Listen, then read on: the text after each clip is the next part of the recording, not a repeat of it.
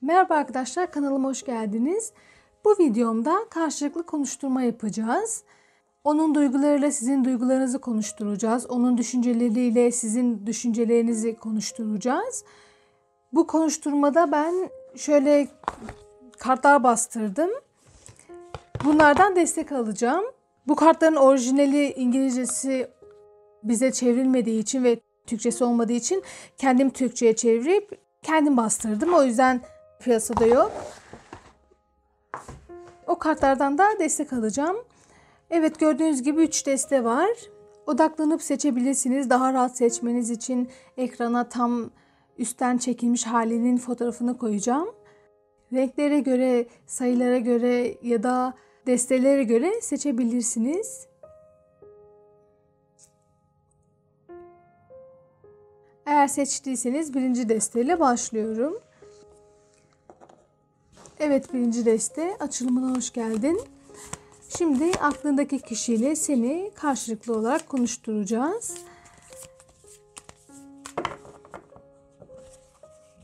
Önce aklındaki kişinin senin hakkındaki düşünceleri,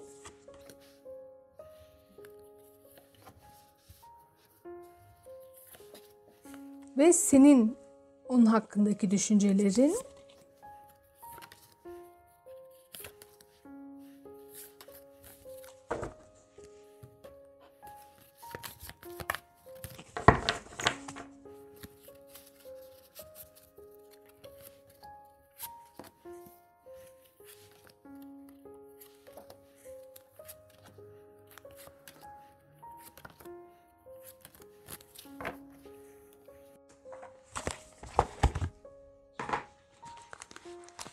Aklındaki kişinin senin hakkındaki düşünceleri.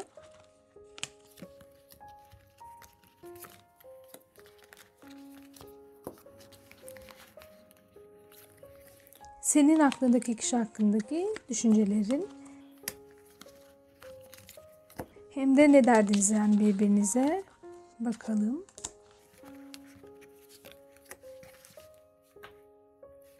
Hemen açalım. Yıkılan küre, yeniden doğuş ve sana olan hislerimi bastırabilmek için başka şeylerle ilgileniyorum. Dinarların beşlisi, atalar ve bağımlılıklarım ve takıntılarım var.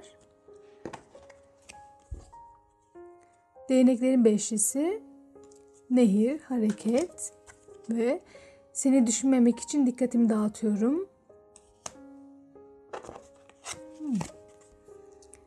Değneklerin dörtlüsü, tek başınalık ve sanki benim için özel olarak yaratılmışsın ama ben sana zarar vermeye devam ediyorum. Tamam, hemen başlayalım.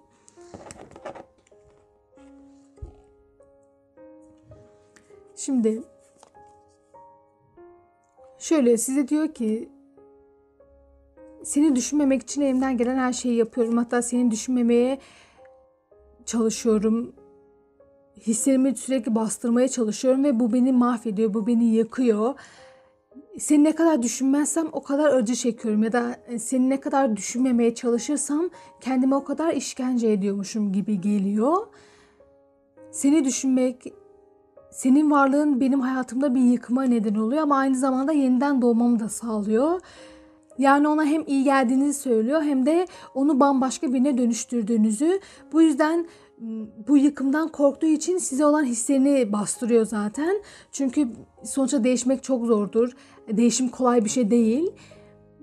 Bu kişi de diyor ki seni düşünmek dünyamı alt üst ediyor. Bu yüzden senin hakkında düşünmemeye çalışıyorum. Ama aynı zamanda bana iyi de geliyorsun, beni geliştiriyorsun, dünyamı değiştiriyorsun. Bana yeni bir bakış açısı kazandırıyorsun. Beni bambaşka birine dönüştürüyorsun ve yeniden doğan, yepyeni bir bakış açısı olan birine dönüştürüyorsun beni. Ama gene de değişim zordur ve bu yüzden de sana olan hislerimi bastırarak kendimi rahatlatıyorum. Şurada da yazıyor ki bu minareden at gibi yüz binlerce insan düştü. Çok bariz, yani resmen size olan hislerini bastırmak için, sizi düşünmemek için, sizinle ilgili aklına bir şey gelmemesi için gerçekten çok çabalıyor ama başaramıyor. Başarması da iyi gelmez zaten. Çünkü sizi düşünmek onu evet yıkıyor. Onun dünyasını çok değiştiriyor ama aynı zamanda ona çok da iyi geliyor. Düşüncelerinde böyle. Devam edelim. Şimdi ve şöyle diyor. Seni kaybettim. Tamamen hayatımdan çıktın. Çünkü ben geçmişimi, eski hatalarımı, yaptığım yanlışları değiştiremiyorum. Bağımlılıklarım ve takıntılarım var. Hem de görüyorsunuz hani gerçekten geçmişten gelen, belki karmadan gelen, belki sadece aileden bile gelen kötü huyları var. Ona zarar veren takıntıları var ve bunları aşamadığı için sizi kaybettiğini düşünüyor. Ya da bunları aşamıyor oluşu da sizi kaybetmesine neden oluyor. Yani yaptığı hatanın farkında, yaptığı şeylerin ne kadar yanlış olduğunun farkında ama gene de bu durumdan kurtulamıyor. Çünkü bu çok içine işlemiş ve onun doğrusu haline gelmiş. O yüzden de bu durumu aşmak onun için çok zor ve diyor ki o yüzden sana aynı hataları yapmaya devam ediyorum. Yanlış olduklarını bildiğim halde aynı şekilde davranmaya devam ediyorum ve bu bana sadece kayıp getiriyor. Bu beni sadece zavallı durumuna düşürüyor ve gene de sana istediğim gibi davranmıyorum. Çünkü aşamadığım bir sürü sıkıntım var. Bir sürü bağımlılığım ve takıntılarım var. Yani bunları aşamadan bu kaybeden durumundan çıkamayacağının o da farkında. Kendinin farkında, yaptığı şeylerin de gayet farkında. Çünkü bu düşünceler kısmında çıktı sonuçta. Yaptığı durumun farkında. Devam edelim.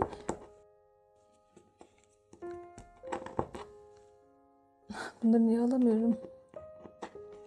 Hadi. Bakın gene burada hislerini bastırıyordu. Burada da seni düşünmemek için dikkatimi dağıtıyorum diye. Ya, bu ciddi bir kaçış durumu var düşüncelerde özellikle. Sizi düşünmemek için gerçekten çok uğraştığını söylüyor. Tabii bunu size mi söylüyor, çevresine mi söylüyor? Bu sizin aranızdaki iletişime bağlı. Ama zaten siz bunu hissedersiniz. Sizden kaçtığını. Tekrar beşli. Burada da dinarların beşlisi vardı. Burada da değneklerin beşlisi var. Gerçekten çok uyumlu çıkmış. Şöyle diyor ki ben bir rekabet ortamındayım. Farklı fikirlerin olduğu, sürekli fikir çatışmaların olduğu bir ortamdayım. Düşüncelerim de aynı şekilde, inançlarım, doğrularım, isteklerimle arzularım ve tutkularım sürekli bir çatışma halinde ve aynı nehir gibi. Nehirde bazen böyle sakin akar, bazen böyle sert çağlayarak akar, sonra tekrar nazikleşir, sonra tekrar sertleşir.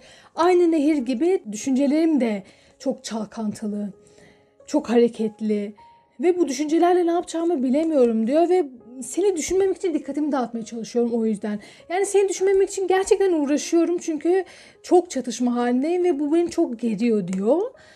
Belli ki sizi düşünmek onu çok strese sokuyor. Çünkü belki daha kendini tam olarak ikna etmemiş olabilir. Yani şöyle, onu istiyorum ama istemiyor da olabilirim. Sana gelmek istiyorum ama bir yanımda istemiyor falan. Çok ikilemde ve bu ikilem ona çatışma yaratıyor. Onun dünyasını darmadağın ediyor. Böyle bir ikilem. Belki etrafında çok fazla fırsat vardır. Belki etrafında başka seçenekler vardır.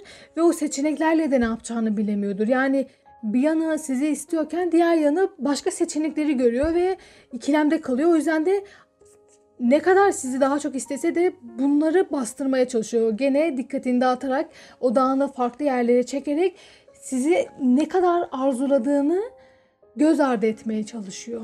Ve bunu çok hani zihinsel yapıyor. Zihinsel olarak kendi size karşı olan düşüncelerini, hislerini, size gelmek isteyişini tamamıyla bastırıyor yani. Çok çok net.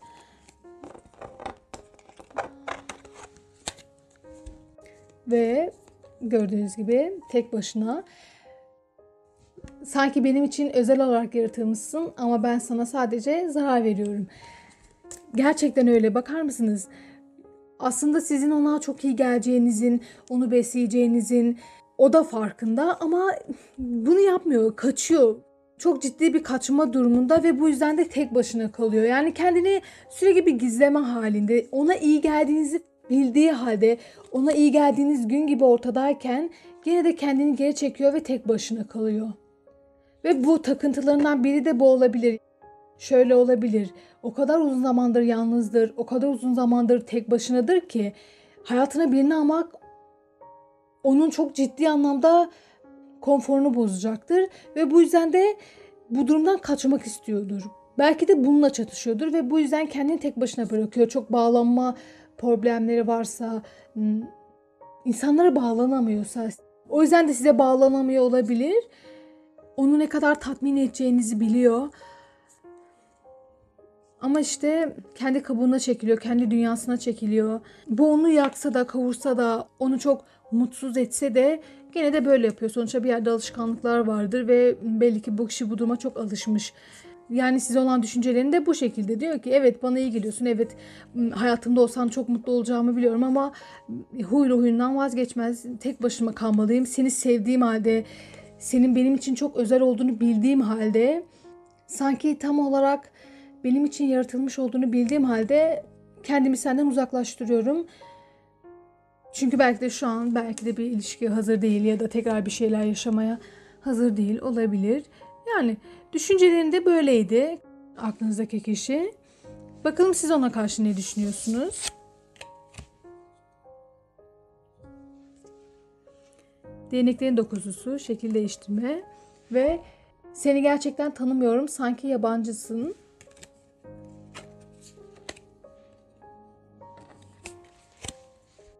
Kadehlerin beşlisi, su altında. Benim için çok özelsin. Evet. Kılıçların dörtlüsü, tutku ve şu anda iletişime geçmek istemiyorum, yalnız kalmalıyım. Asılan adam, doğuş, seninle ilgili her şeye bayılıyorum. Ne kadar tatlı. Keşke burada da aynı şeyleri görseydik. Evet, böyle başlayalım. Diyor ki, yani diyorsunuz ki seni gerçekten tanımıyorum ve ne yapacağımı bilemiyorum. O yüzden de umutsuz bir şekilde kenara çekildim. Gücüm ve sabrım tükendi artık ve ne yapacağımı bilemiyorum. Şekil değiştirmem gerekiyor. Başka şeyler denemem gerekiyor. Belki başka taktikler uygulamam gerekiyor. Çünkü artık bu durumu çok umutsuz olarak görüyorum. Bizim durumumuzu çok umutsuz olarak görüyorum diyorsunuz. Onu gerçekten tanımadığınızı çok net bir şekilde düşünüyorsunuz. Diyorsunuz ki bu kadar şey yaptım, gene de olmuyorsa ya da gene de sıkıntılar devam ediyorsa belli ki bir şeylerde hata yapıyorum. Bir şeyleri tam olarak göremedim ya da karşımdaki kişiyi sandığım kadar iyi tanımıyormuşum ya da umduğum gibi bir kişi değilmiş. Belki daha zor biri, belki daha kolay biri ama kesinlikle umduğum gibi biri değil.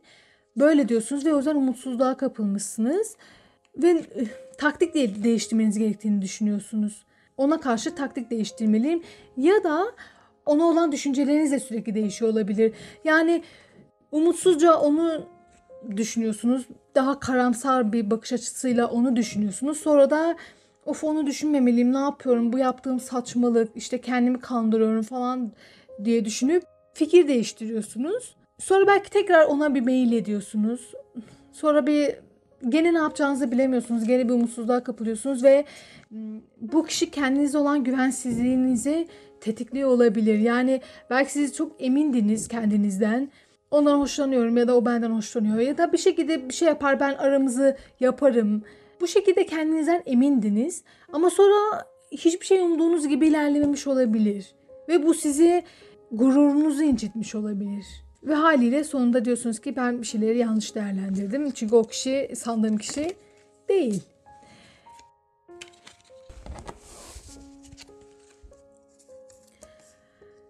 Şöyle diyorsunuz düşüncelerinizde. Ona karşı gerçekten çok ciddi anlamda ilgim var. Benim için çok özel ama bunu bastırıyorum.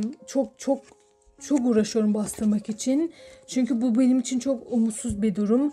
Onu bu kadar önemsiyor oluşum beni çok geriyor ve melankoliye sokuyor.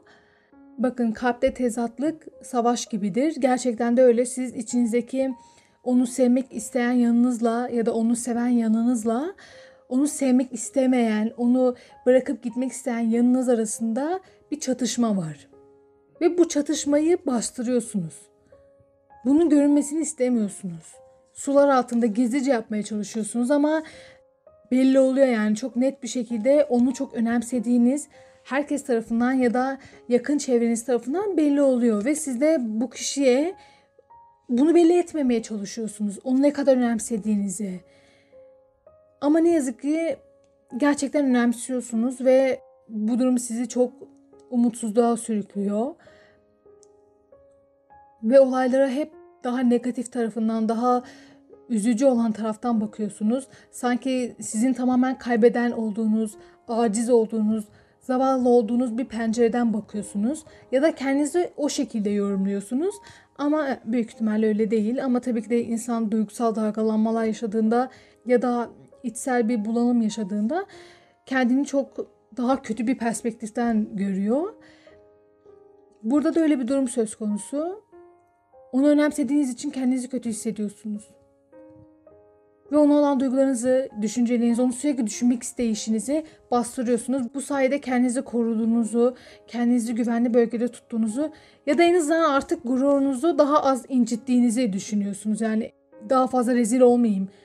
Evet, hala ilgimi çekiyor, hala ona karşı ciddi şeyler hissediyorum ama en azından artık bunu göstermemeliyim diye düşünüyorsunuz ve karşınızdaki kişiyle konuşurken şöyle oluyorsunuz. Yani bizden de bir şey olmaz ya da boşuna uğraşma diyorsunuz ya da ondan uzak davranıyorsunuz. Ona karşı soğuk ve sert davranıyorsunuz. Biraz üzgün duruyorsunuz ama ona karşı mesafeli de duruyorsunuz. O yüzden de o kişi, aklınızdaki kişi sizin ona karşı bir şey hissetmediğinizi düşünüyor ama aslında hislerinizi siz bastırıyorsunuz. Bu kişi de bastırıyordu. Bu çok net bastırıyordu. Yani diyor ki ben kesinlikle bastırıyorum. Bunun da gayet farkındayım diyordu. Siz de ben de bastırıyorum diyorsunuz ama yani bastırmayı o kadar istemiyorsunuz ki. Bunları ayan beyan yaşamayı istiyorsunuz. Bir şeyleri olduğu gibi göstermeyi istiyorsunuz. Ama karşınızdaki kişinin tavırları ya da hareketleri yüzünden siz bastırmak zorunda kalıyorsunuz. Öyle söyleyeyim. Çünkü umutsuzluğa düşüyorsunuz. Artık yeter, daha ne kadar kaybeden olacağım, daha ne kadar melankoliye gireceğim. Burada da çünkü bakın bu kart da aynı şekilde bir yerde yenilmişlik kartıdır. Bu da aynı şekilde kaybeden kartıdır. Burada kişi de yenilmiştir ve gitmek ister, gider. İstemeye üzüntülü bir şekilde gider. Yani siz diyorsunuz ki keşke benim için özel olmasaydın falan, hani böyle bir hüzün var sizde doğal olarak. Daha cesursunuz duygularınızı ya da hissinizi ifade etmek konusunda, göstermek konusunda. Ama işte bu kişi öyle değil. Ama siz daha eminsiniz. Bu kişinin şu an, aklınızdaki kişinin tek derdi duygularını bastırmak yani. Ama sizin öyle değil. Bakar mısınız? Siz yanıyorsunuz. Diyorsunuz ki ben için yanıyorum, sana ölüp bitiyorum. Gerçekten beni çok tutuşturuyorsun ama şu an hiçbir şey yapmayacağım. Yani tamamen kendimi geri çektim. Bekliyorum. Senin bir şeyler yapmanı, belki artık bir şeyleri bastırmaktan vazgeçip ciddi bir adımla gelmeni ya da en azından duygularını kabule geçmeni, düşüncelerinde benden ne kadar hoşlandığını artık fark etmeni bekliyorum diyorsunuz. Ben bekliyorum. Hiçbir harekete geçmeyeceğim. Sana bir iletişimde bulunmayacağım. Belki yalnız kalacağım. Belki içime yöneleceğim. Kendime odaklanacağım. Ya da sadece sessizce bakalım hayat ne getirecek diye bekleyeceğim. Ama kesinlikle sana bir adım atmayacağım diyorsunuz. Çünkü zaten yeterince gururunuz incindi ve artık attığınız adımların karşılığı beklediğiniz gibi olmadı. Acı çektiniz, üzüldünüz ve aynı şekilde diyorsunuz ki artık daha fazla üzülmek istemiyorum. O yüzden sana adım falan yok. Seni asla iletişime geçmeyeceğim. Tamamen yalnız kalmalıyım. Bakın buradaki kişi de yalnız kalır. Bu biliyorsunuz klasik tarotta hani yatıyor, işte altında bir tane kılıç var, üstünde de 3 tane kılıç. Hani ya, böyle şey durumunda olan, dinlenme pozisyonunda olan, güç toplamak için uzanmış ve kafasındaki düşünceleri toparlamaya çalışan yorgun kişi kartıdır biliyorsunuz. Aynı şekilde işte siz de diyorsunuz ki evet senden çok hoşlanıyorum. Şimdi bunu da söylemeyecek kadar korkak değilim. En azından ben cesurum. Evet senden hoşlanıyorum. Sana bayağı aşığım belki. Ya da senden ciddi anlamda hoşlanıyorum. Ama iletişime geçmiyorum. Bu konuyla ilgili hiçbir şey yapmayacağım. Tamamen duruyorum. Bekliyorum. Bakalım. Bakalım sen iletişime geçecek misin, ama ben geçmeyeceğim asla diyorsunuz. Sonra şunu fark ediyorsunuz. Bakın. Onunla ilgili zihninizde. Ben bir kısır döngüde tıkılıp kalmışım. Ve sürekli aynı şeyleri yaşıyorum. Sürekli o kişiyi çok istiyorum. Sonra ama yok olmuyor diyorum. Sonra ama yani gerçekten istiyorum diyorum. Sonra umutsuz vaka, yok ben boşuna uğraşıyorum diyorum. Hani sürekli böyle bir kısır döngüde sıkışıp kalmışım diyorsunuz.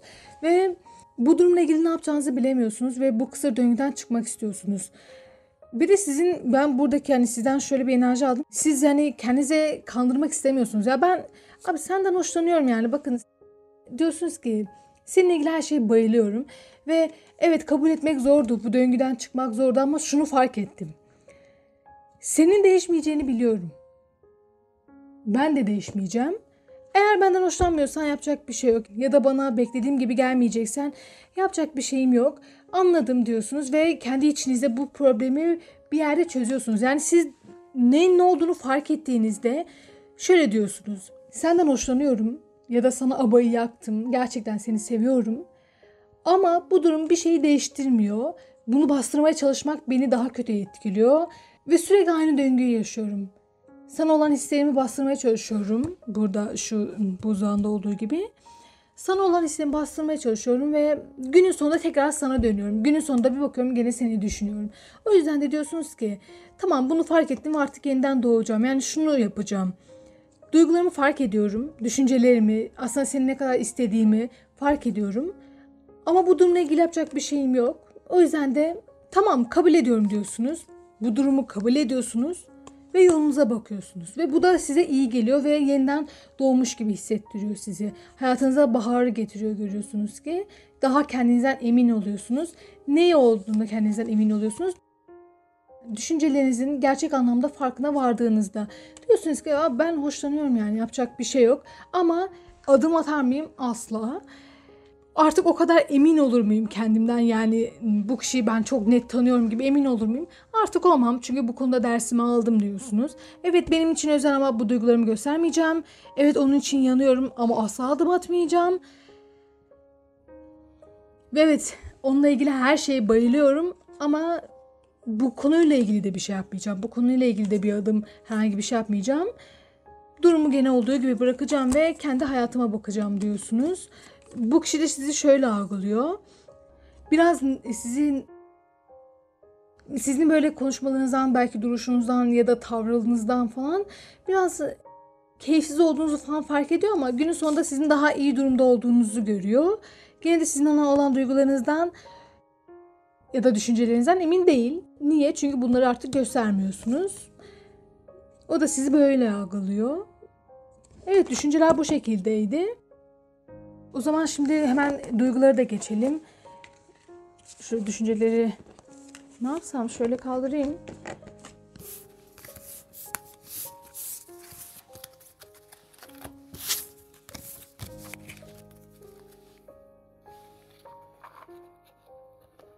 Şimdi şöyle dursunlar. Hemen sizin duygularınızla onun duygularını konuşturalım bakalım. Ne diyecekler ve ne diyeceksiniz? Hemen onun size olan duyguları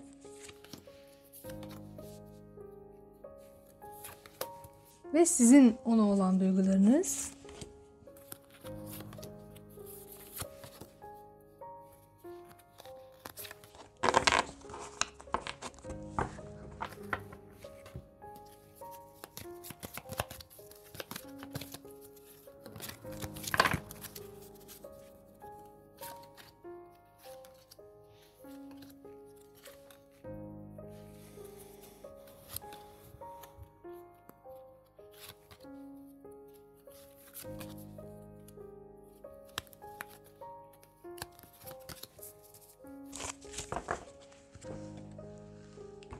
Ve konuşturma kartlarımızdan da alalım. Şöyle. Onun size olan duygularını bir konuşturalım bakalım.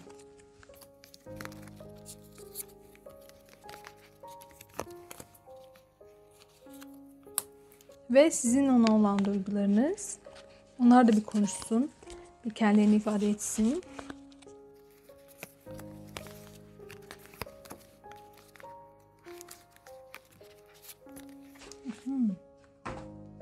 Evet. Kılıçların sultanı, savunmasızlık ve kalbimde tek başına dolduramayacağım büyük bir boşluk var. Bunun için sana ihtiyacım var.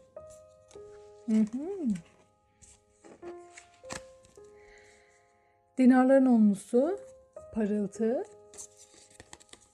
Çok güzel bir kadınsın ya da çok yakışıklı bir erkeksin. Artık hangi cinsiyet için dinliyorsanız, karşınızdaki kişi hangi cinsiyetse onu olun. Küheylan, kendi benliğinden Allah'ın benliğine yolculuk yap. Balina ve artık nasıl hissettiğimi bilmiyorum. Kim olduğumu bile bilmiyorum. Duyguları daha iyi geldi. Büyücü, sığınak ve çok güzel. İçim yağları erirdi. Düşüncelerinde daha netti, daha keskin bir şekilde tavır alıyordu falan ama bakın duygularında nasıl, ne kadar, bakar mısınız yani? Çok güzel. Hemen okuyayım burayı. Şimdi diyor ki kalbimde büyük bir boşluk var. Kendimi çok belki yalnız hissediyorum. Çok sevgisiz hissediyorum. Kimse beni sevmiyormuş gibi hissediyorum. İçimde çok büyük bir boşluk var ve bunu senin doldurabileceğini biliyorum diyor ve sana gelmek istiyorum. Sana net bir adımla gelmek istiyorum. Duygularımı sana söylemek istiyorum. Her şeyi sana açmak istiyorum diyor. Ama bu durumun onu aynı zamanda çok savunmasız bir hale iteceğinden de korkuyor. O yüzden daha çok ne yapacağını bilemiyor gibi bir halde. Bakar mısınız yani diyor ki kalbimdeki boşluğu bir tek sen doldurabilirsin ama sana gelirsem çok net ve keskin bir adımla duygularımla beraber, sonuçta dişil bir enerji bu kart. Duygularımla beraber, duygularımdan emin olarak sana gelirsem savunmasız bir durumda kalacağım ve güçsüz görüneceğim. Böyle diyor. Ama yani gelmeyi de çok istiyormuş gibi bir enerji geldi bana şu an. Hani söylemeyi de öyle çok istiyorum ki böyle. Hani çünkü şu an sana çok ihtiyacım var ve bunun için duygularımı sana açmaya gerçekten çok ihtiyacım var. Yani beni ne kadar savunmasız bir duruma sokacak olsa da sana hislerimi söylemeyi gerçekten çok istiyorum diyor. Ve sonra bakar çok güzel.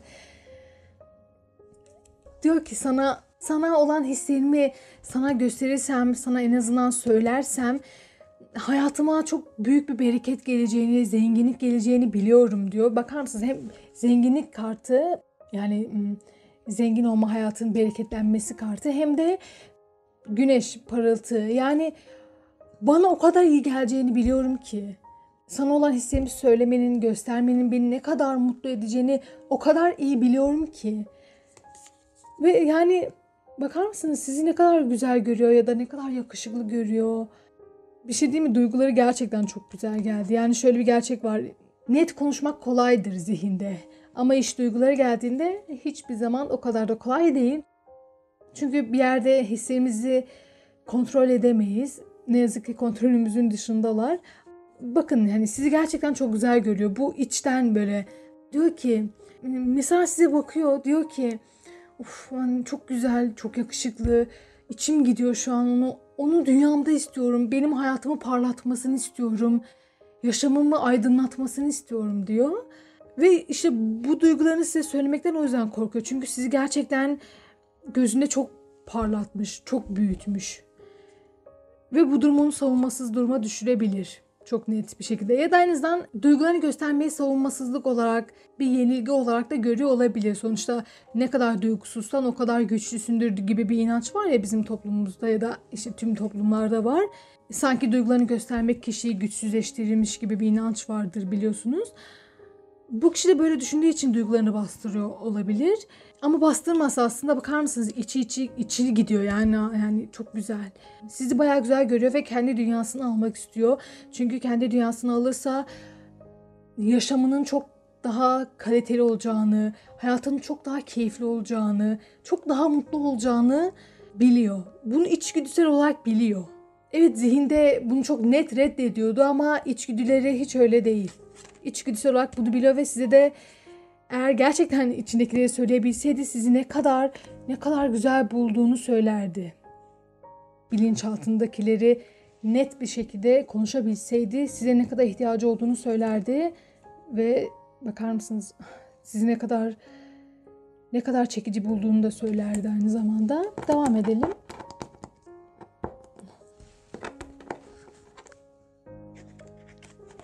Şöyle alamıyorum ya. Bu kadar çok hisle ne yapacağını bilemiyormuş gibi bir hali var. Ve bu durumu nasıl yöneteceğini de bilmiyor. Ve bir yol bulmalıyım, bir karar vermeliyim artık. Bir şeyi netleştirmeliyim diyor. Bu Köhelan yani savaş arabası biliyorsunuz. Kendi benliğinden Allah'ın benliğine yolculuk yap. Harekete geçmeliyim diyor çok net bir şekilde. İkisi de bakın harekete geçme kartıdır. Bir harekete geçmeliyim. Nereye gideceğimi karar vermeliyim. Bu hislerle, bu duygularla, sana olan hislerimle ne yapacağıma karar vermeliyim. Ve bu konuda artık net bir atılım yapmalıyım. Bir şey yapmalıyım diyor. Çünkü çok fazla bilinmezde kaldım. İçim başka bir şey diyor, dışım başka bir şey diyor. Zihnim tamamen duygularımı bastırmam gerektiğini söylüyor. Ama duygularım yaşanmak istiyor, açığa çıkmak istiyor, kendilerini ifade etmek istiyor. Ve ben bu durumda artık ne yapacağımı bilemiyorum ve ya bir adım atmalıyım ya da yoldan çekilmeliyim, uzaklaşmalıyım. Ne yapacağımı bilmiyorum ama bir şey yapmalıyım diyor. Çünkü bu bir şey yapmıyor olma hali, net olmama hali bu kişiyi çok fazla yormuş ve artık kim olduğunu bile bilmiyor. Düşünsenize yani çok yormuş bu durum onu. Ve o da bu durumu aşmak istiyor artık bir şekilde. Size olan duygularıyla ilgili ne yapacağına karar vermeye çalışıyor. Sonra da bakın içine yöneldiğinde ve tüm içindeki duygularla böyle ciddi anlamda bilge bir şekilde elinde olan tüm malzemelerle bir değerlendirme yaparak ben şimdi ne hissediyorum, işte böyle davranırsam nasıl olur ya da içim ne diyor, ben gerçekten seviyor muyum sevmiyor muyum de kendi içinde bir muhakeme yapıyor. Bir oturup adam akıllı düşünüyor ve günün sonunda evet diyor, onu seviyorum. Gerçekten bakar mısınız seni, çok güzel bir kart, onu seviyorum diyor. Ama bunu fark etmesi için önce kendi mağarasına girmesi gerekiyor. Zaten duygularını çok rahat yaşayabilen biri değildi ve zihninde her şeyi bastırmak istiyordu biliyorsunuz. Ama eğer sizle konuşabilseydi size kesinlikle sana bayılıyorum. Senin görünüşün beni çok etkiliyor. Aynı zamanda sana çok ihtiyacım var ve seni gerçekten çok seviyorum diyor. Bilinçaltında bunu söylüyor. Peki gerçekten söyler mi? Gerçekten cesaret edip duygularını bir kılıç kraliçesi gibi ifade eder mi? Bilinmez. Çünkü biliyorsunuz düşüncelerinde çok ciddi anlamda duygularını bastırmak vardı. Ne kadar duyguları şaha kalkmış bile olsa eğer zihin hareket etmeyi onaylamazsa, yani zihin ve duygular net bir yerde birleşmezse çoğu zaman bir adım olmuyor yani benim gördüğüm. Evet size ölüp bitiyor, evet size gerçekten çok aşık, gerçekten çok seviyor ama net bir adım gelir mi ya da artık bir şeyleri yoluna koymaya çalışır mı? Bu onun bileceği bir iş. Onun zihninin bu durumu çözmesi gerekiyor. Burada gördüğünüz gibi bu kararı alması gerekiyor. Net bir karar alması gerekiyor. Bu kararı aldıktan sonra size olan duygularıyla ilgili daha net bir şekilde içine yönelecek. İçindeki durumu aydınlatacak. İçinde yaşadığı her şeyi su yüzüne çıkartacak ve bilge bir şekilde işine odaklanarak, konsantre olarak bu durumu çözerse sizi sevdiğini fark edecek. Ama içine odaklanırsa bunu yapabilir sadece. Çünkü inanılmaz bir bastırma enerjisi var bu kişide. Cesur davranır, içindeki gerçekleri su yüzüne çıkartabilirse sizi sevdiğini çok net görüyoruz. O da fark edecek bunu. Gerçekten eğer bilinçaltı konuşabilse sizi seviyorum derdi, çok güzel. Bakalım siz de ona karşı duygularınızda ne hissediyorsunuz? Kılıçların Prensi.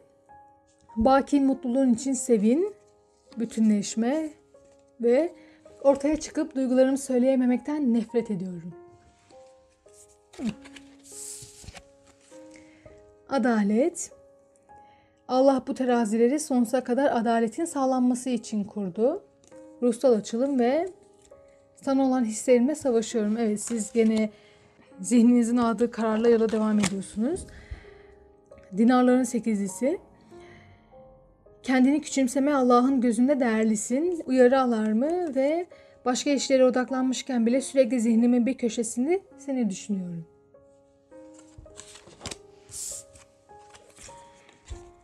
Kılıçların altılısı. Ey ruh, ait olduğun diyar ötedir. Nehrin diğer yakasına geç. Karma ve bana olan hislerin karşılıklı değil.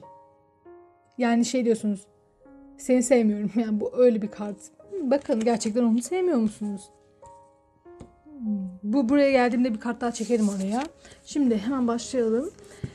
Aynı bu kişinin duygularını kılıç kraliçesi gibi net bir şekilde söylemesi gibi siz de duygularınızı kılıç prensi gibi söylemek istiyorsunuz. Yani bu kadar istekli değilsiniz duygularınızı söylemek konusunda.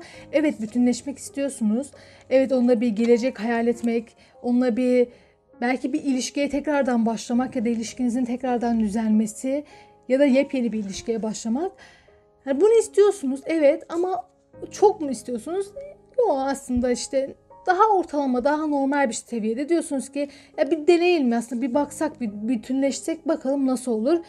Ama diyorsunuz sana olan duygularımı söyleyememekten nefret ediyorum. Yani çünkü sana olan duygularımı söylediğimde kendime ya da sana olan hislerimi belli ettiğimde zihnimde çok pişman oluyorum. Çünkü sonradan çok ciddi umutsuzluğa kapılıyorum ve sen biliyorsunuz benim için yabancıydın demiştiniz.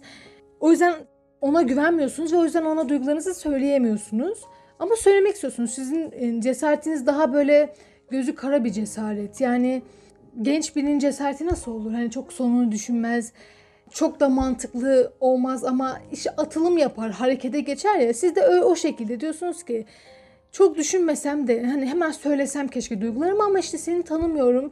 Benim için yabancısın ve eğer duygularımı sana söylersem acı çekebilirim. Ama bir bütünleşmek istiyorsunuz. Bir hissenizi söylemek istiyorsunuz. Çok net. Bu kişi kadar çok arzulu bir şekilde ve çok mantıklı bir karar çerçevesinde söylemektense daha işte gözü kara bir şekilde hadi söyleyeyim de artık bitsin şu durum der gibi söylemek istiyorsunuz tabii siz. Şundan şöyle bir enerji aldım. Sanki duygularınızı çok net bir şekilde, çok adil bir şekilde gösterip içinizi açmanız sizi biraz tedirgin ediyor gibi. Yani bu yüzden de bu kişiye olan hissinize savaşıyorsunuz. Aslında dengeyi sağlamaya çalışıyorsunuz. Mantıklı bir karar almaya çalışıyorsunuz, öyle söyleyeyim.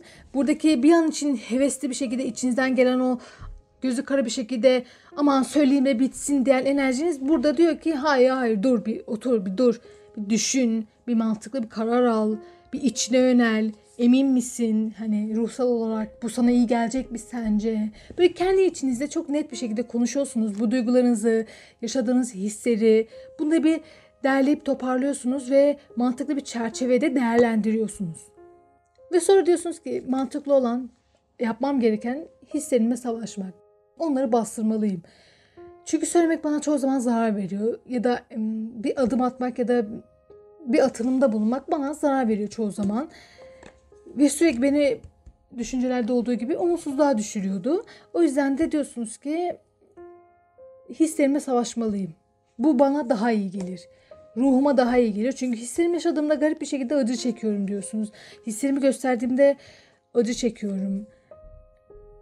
O yüzden hislerimi göstermemeliyim. Ondan beklemeliyim. Her şeyi o yapmalı. Çünkü her şeyi ben yaptım ve artık bu durumla savaşmazsam artık kaybeden olurum deyip böyle mantıklı bir çıkarım yapıyorsunuz ve hislerinizle savaşmayı seçiyorsunuz. Bunun size daha iyi geleceğini düşündüğünüz için böyle yapıyorsunuz ama yani.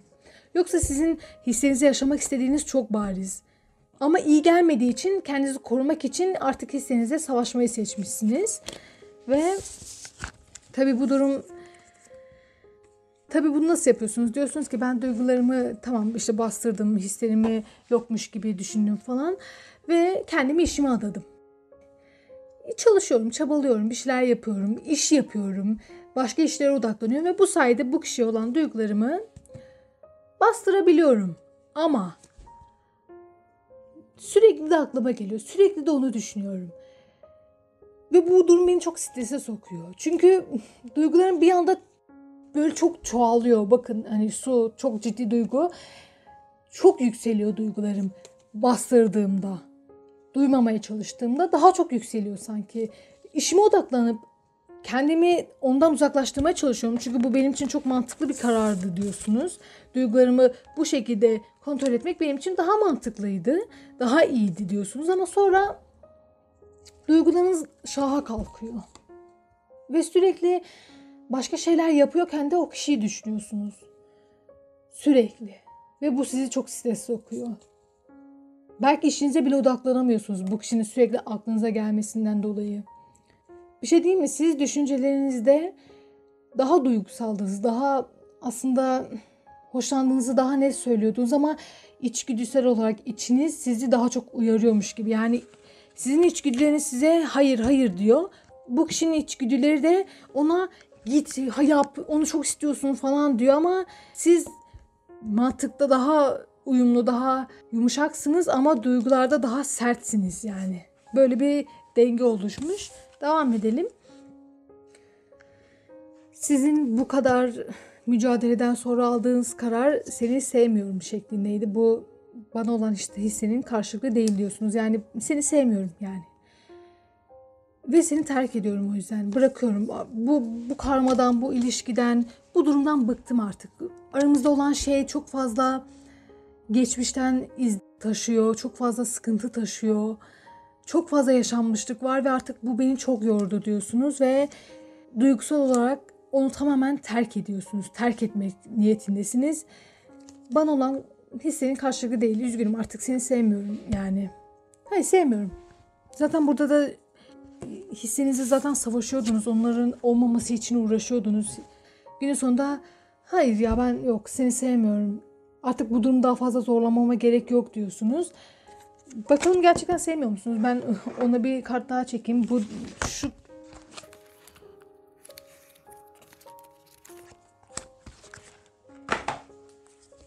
diyorsunuz ki şöyle sana tamamen sadığım başka kimseyle ilgilenmiyorum. Durum şöyle gibi görünüyor. Seni sevmiyorum, artık seni istemiyorum tamam mı falan böyle bir psikolojiye giriyorsunuz. Duygularınızda tamamen o kişiden uzaklaşıyorsunuz. Ama içten içe de ona sadık olduğunuzu biliyorsunuz. İçten içe de hayatınıza yeni birini almayacağınızı biliyorsunuz. Diyorsunuz ki her ne kadar sana olan ilgim, alakam ya da sevgim bayağı azalmış olsa da ya da azalması için bayağı uğraşmış olsam da gene de hayatıma başka birini alacak durumda değilim şu anda ve ne yazık ki sana hala sadığım. Ama bu sana adım atacağım, sana geleceğim, sana olan her şeyimi göstereceğim ve senin egonu tatmin edeceğim anlamına da gelmiyor. Yani bak seni de sevmiyorum ona bakarsan diyorsunuz. Ay bakar mısınız alt alta düşünün. Siz ondan uzaklaşıp seni sevmiyorum. Evet sana sadığım evet hayatıma yeni birini de almıyorum ama seni de sevmiyorum dediğinizde bakar mısınız? O da diyor ki hayır olamaz ama ben seni çok seviyorum. Yani niye? Çünkü onu bıraktınız. Biraz şey gibi bu kişi ona ilgi gösterdiğinizde sizden uzaklaşıp ona olan ilginizi çektiğinizde hemen size tekrardan aşık olan klasik toksit birine benziyor. Ama tabii ki de bu sizin bileceğiniz bir iş. Sonuçta herkesin deneyimlemesi gereken şeyler vardır. Ve nihayetinde sizi sevdiğini de söyledi ki bu çok güzel bir şey. Ama siz şu an ondan bayağı uzaklaştınız. Ne kadar başka kimseyle ilgilenmiyorsanız da ondan da uzaklaştınız yani. Böyle bir gerçek de var. Çünkü bu sadece size zarar veriyordu. Çünkü sürekli aynı şeyleri yaşıyordunuz. Sürekli aynı durumlar söz konusuydu ve bırakmaktan başka bir seçeneğiniz de kalmamış olabilir. Çünkü sürekli acı çekiyorsunuz. Siz de sürekli burada kaybeden gibi hissediyordunuz zihinde. Yani sizin duygularınız da bu şekilde. O zaman sizin için ruh hayvanlarından bir ne yapmanız gerektiğine dair bir tavsiye alalım. Sizin için bakalım ne yapmanız gerekiyor? Bu sürecin devamında sizin ne yapmanız gerekiyor? Şöyle 3 tane alacağım.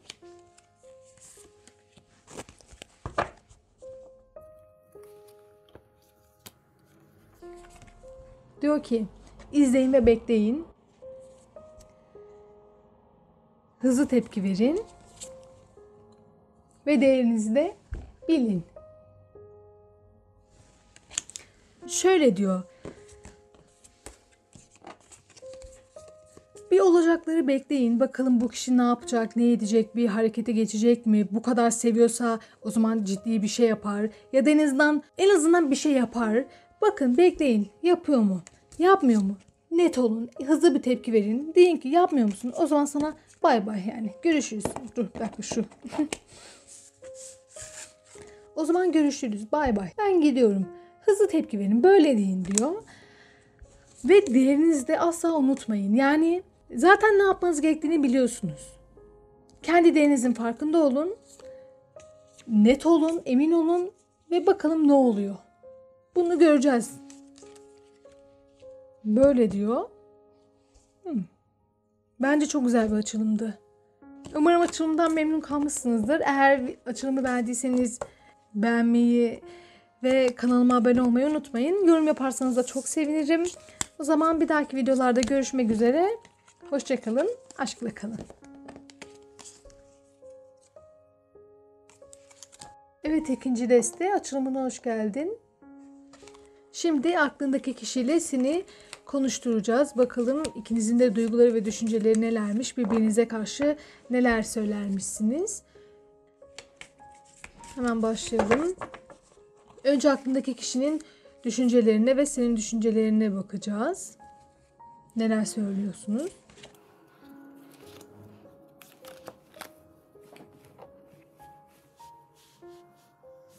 Ve senin düşüncelerin aklındaki kişiyle ilgili.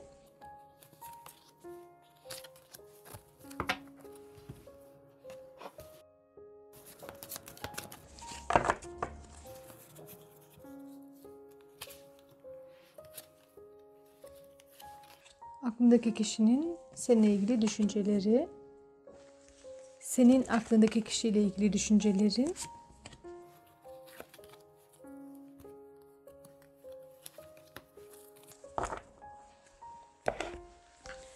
ve konuşturma kartlarından da alalım. Şimdi aklındaki kişi düşüncelerinde sana ne derdi?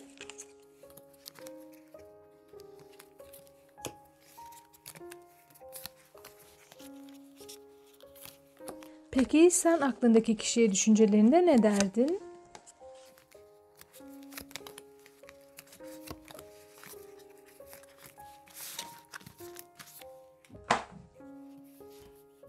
Aklınızdaki kişiyle başlıyorum. Aramızdaki bağlantının koptuğunu hissediyorum. Devam edelim.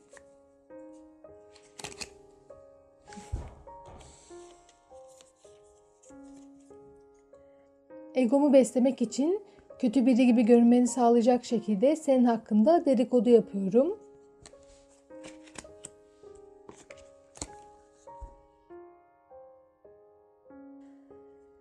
Seni hem çok seviyor hem de senden nefret ediyorum. Böyle yaşamak çok zor. Burada ne oluyor şu an?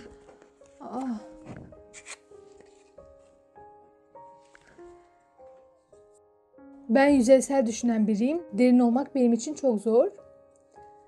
Bir şey diyeyim mi? Burada fena bir şey dönüyor şu an. Hemen başlayalım.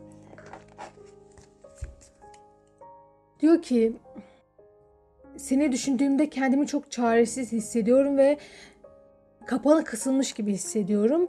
Ne yapacağımı bilemiyorum çünkü aramızdaki bağlantının koptuğunu hissediyorum ve bu durum beni çok kötü etkiliyor ve sana daha çok odaklanmama neden oluyor. Neden koptuğumuzu, benden neden uzaklaştığını bunları anlamak istiyorum ve bu durumdan kurtulmak istiyorum. Çünkü aramızdaki bağlantının kopması beni çok çok kötü etkiledi. Ya da en azından ben öyle hissediyorum. Belki kopmadı ama ben kopmuş gibi hissediyorum ve bu beni mahvediyor. Şu an zihinsel olarak çok kötü bir durumdayım. Ne yapacağımı bilemiyorum. Ne yöne gideceğimi bilemiyorum. Nasıl tavır alacağımı bilemiyorum. Ne karar alacağımı bilemiyorum.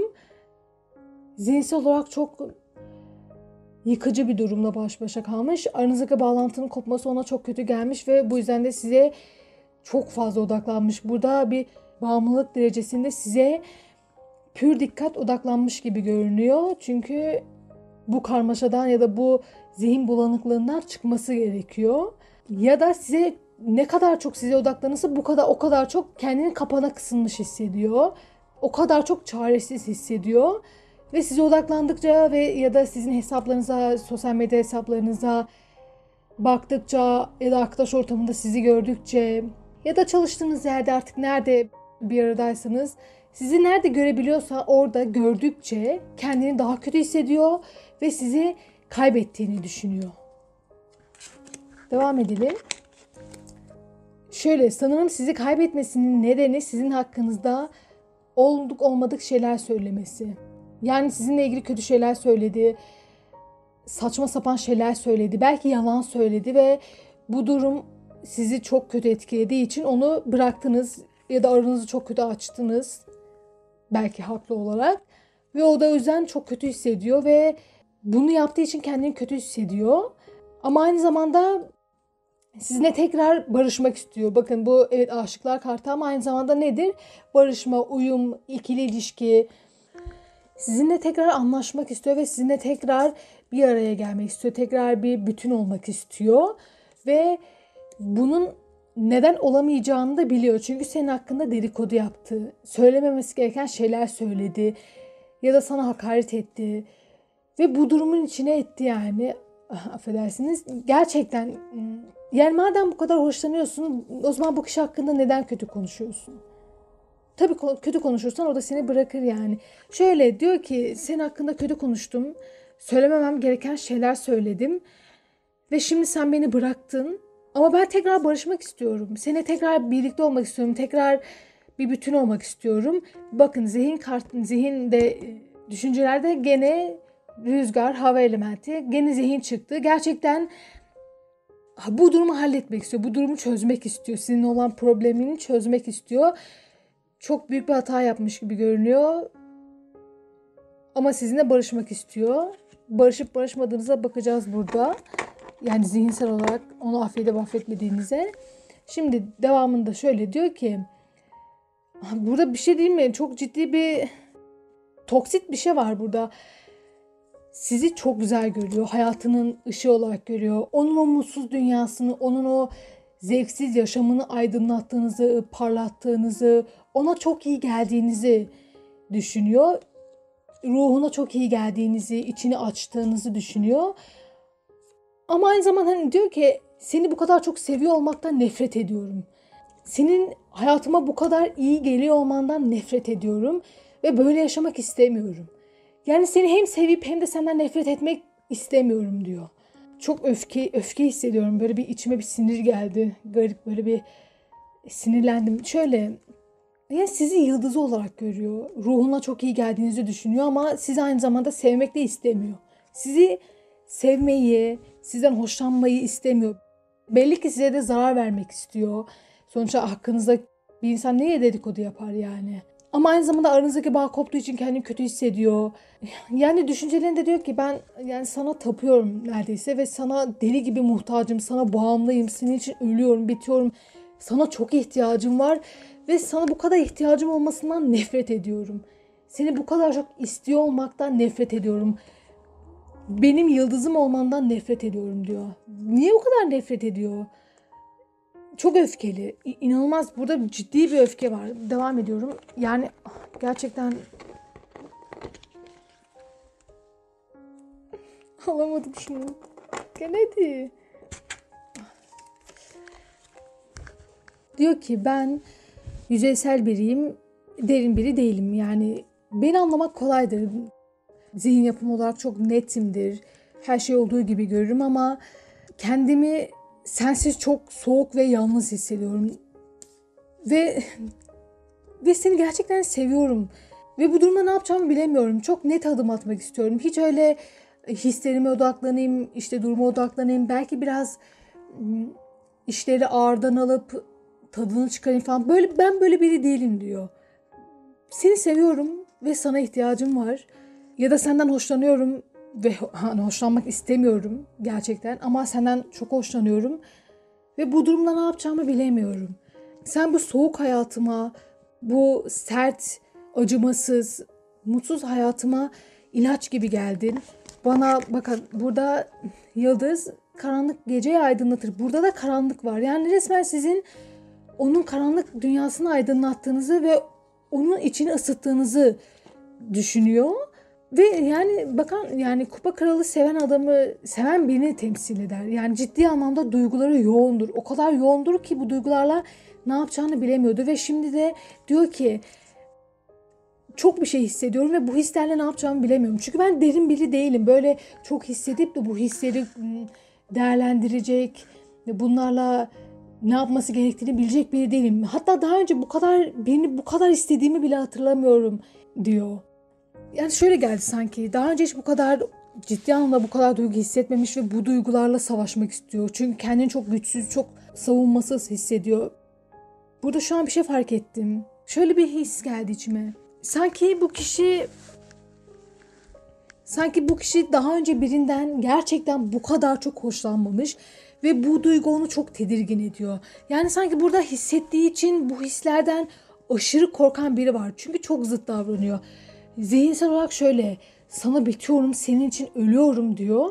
Diğer yandan seni mahvedeceğim, sana çok acı vereceğim diyor. Sonra ama sana çok aşığım, sana çok hoşlanıyorum diyor. Sonra da belki bu kadar çok sizi sevdiği için aynı zamanda size zarar da vermek istiyor. Sizden intikam almak istiyor. Sanki onun sizi sevmesinin suçlusu sizmişsiniz gibi. Halbuki bazen birinden hoşlanırsın ve o senin hayatının aşkıdır. Yani ama pek romantik biri değil belli ki.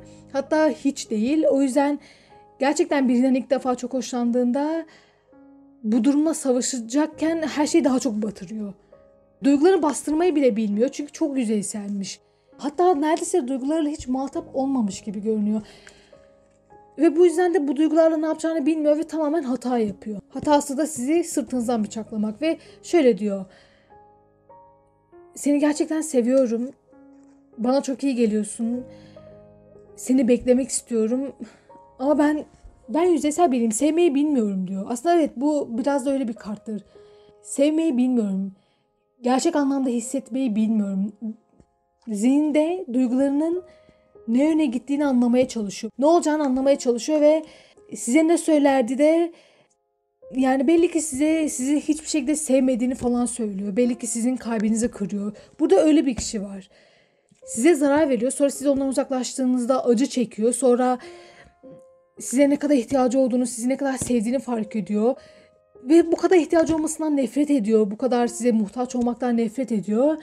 Ve sonra diyor ki ne yapayım, ben böyleyim ya. İşte böyle biriyim. Yapacak bir şeyim yok diyor. Ama gene de sizden gerçek anlamda çok hoşlanıyor. Çünkü kupa kralı, yani daha ne olsun. Burada çok acemi bir enerji sezdim.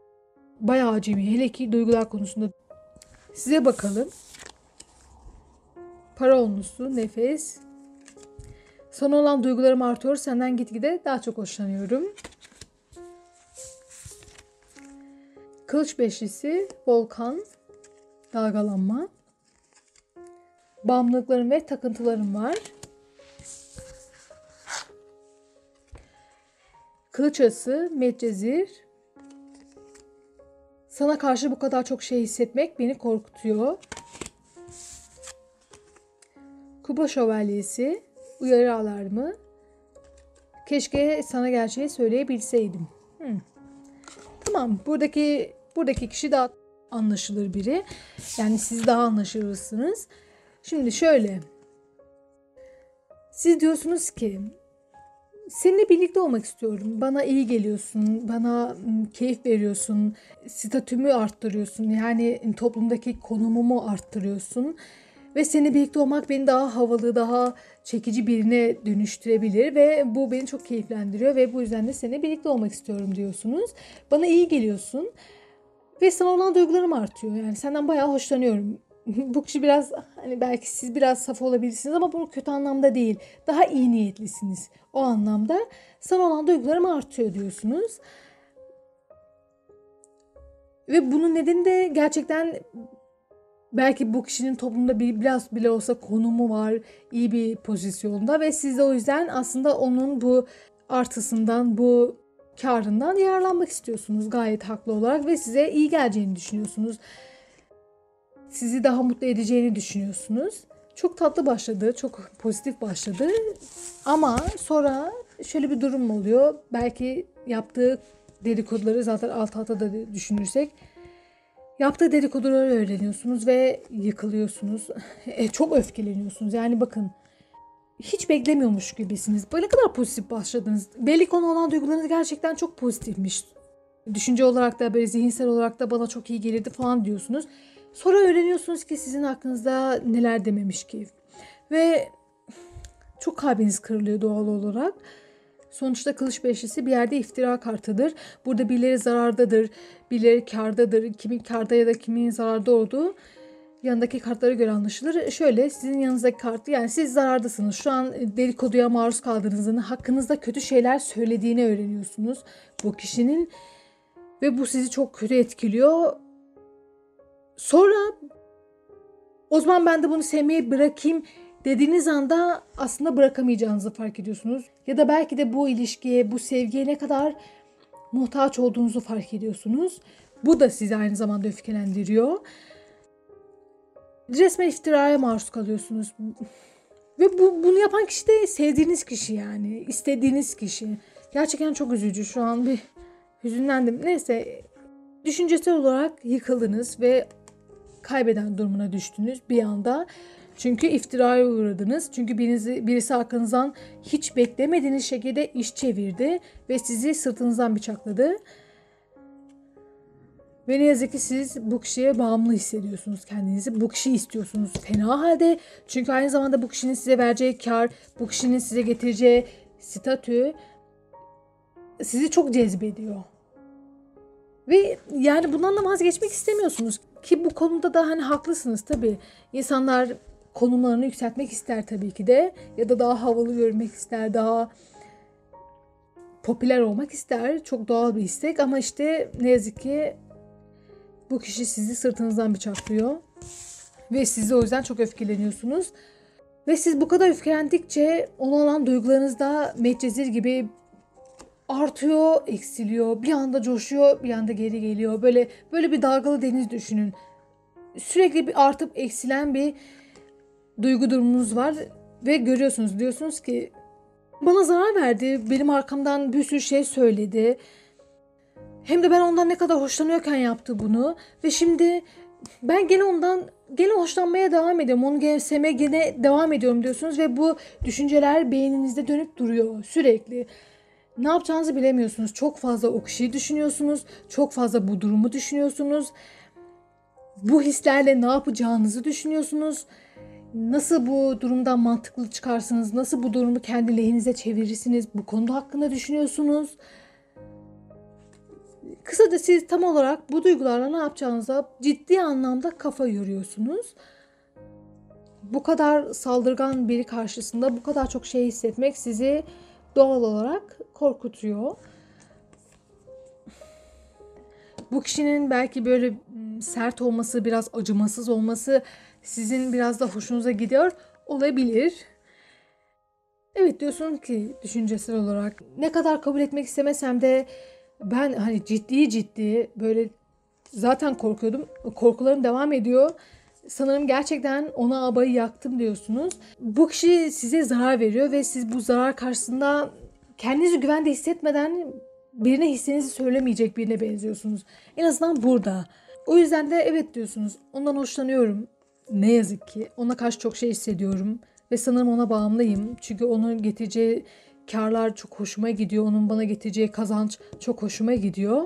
İçten içe. Evet, kalbim de kırdı. Ve bunun da farkındayım. O yüzden hislerimi, ne düşündüğümü ona söylemeyeceğim. Keşke söyleyebilsem. Ama söylemeyeceğim. Çünkü daha o kadar gözü kara birine dönüşmedim diyorsunuz. Düşüncesel olarak. Yani zihninde böyle konuşuyorsunuz. Bir de gerçeği söylemek fikri de sizi çok ürkütüyor bu arada. Yani bayağı ürkütüyor. Bakar mısınız? Yani gerçek duygularımı söylersem bana tekrar zarar verebilir diye düşünüyorsunuz ki verebilir. Öyle bir potansiyel de var. Evet, hoşlanıyorum. Evet, içim gidiyor. Evet, sen gördüğüm en güzel şeysin. Çok güzel bir kadınsın ya da çok yakışıklı bir erkeksin. Ama senin canını da yakarım yani, böyle diyen biri ve doğal olarak siz bunu içgüdüsel olarak hissediyorsunuz. Beyninize uyarı alarmları çalıyor yani. Ne olduğunu farkındasınız içten içe. Gene de bu sizi tahrik ediyor olabilir. Gene de bu sizi etkiliyor olabilir. Bu gayet doğaldır. Herkes bu tarz durumlardan, bu tarz evrelerden geçer. Böyleydi yani, size karşı olan düşünceleri böyleydi. Sizin de düşünceniz bu şekildeydi. O zaman şeye geçelim, duygulara. Şunu şöyle toparlayayım. Hadi.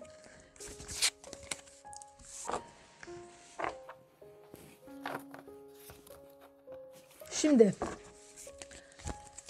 aklınızdaki kişinin size olan duyguları, bunları konuşturacağız. Bakalım duygularında ne diyor size. Ve sizin duygularınız ona ne diyor?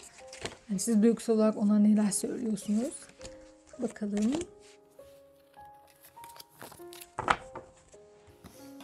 Hemen şuradan destek alalım.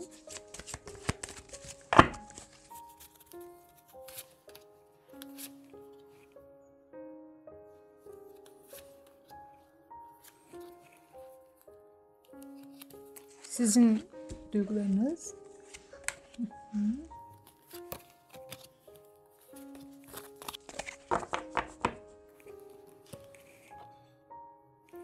Ve konuşturma kartlarımız. Şöyle toparlayayım. Duygularında size neler derdi? Aklınızdaki kişi.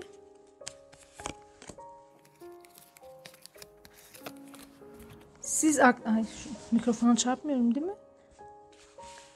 Siz aklınızdaki kişiye duygusal olarak duygularınızla ilgili neler derdiniz diyebilecek olsanız, bilinçaltınızın en derinliklerinde neler söylerdiniz?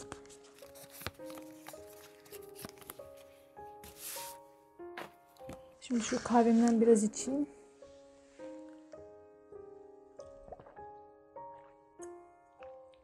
Biraz soğumuş da. Hemen başlayalım. Aklınızdaki kişinin duyguları. Keşke beni sevmene izin verebilseydim.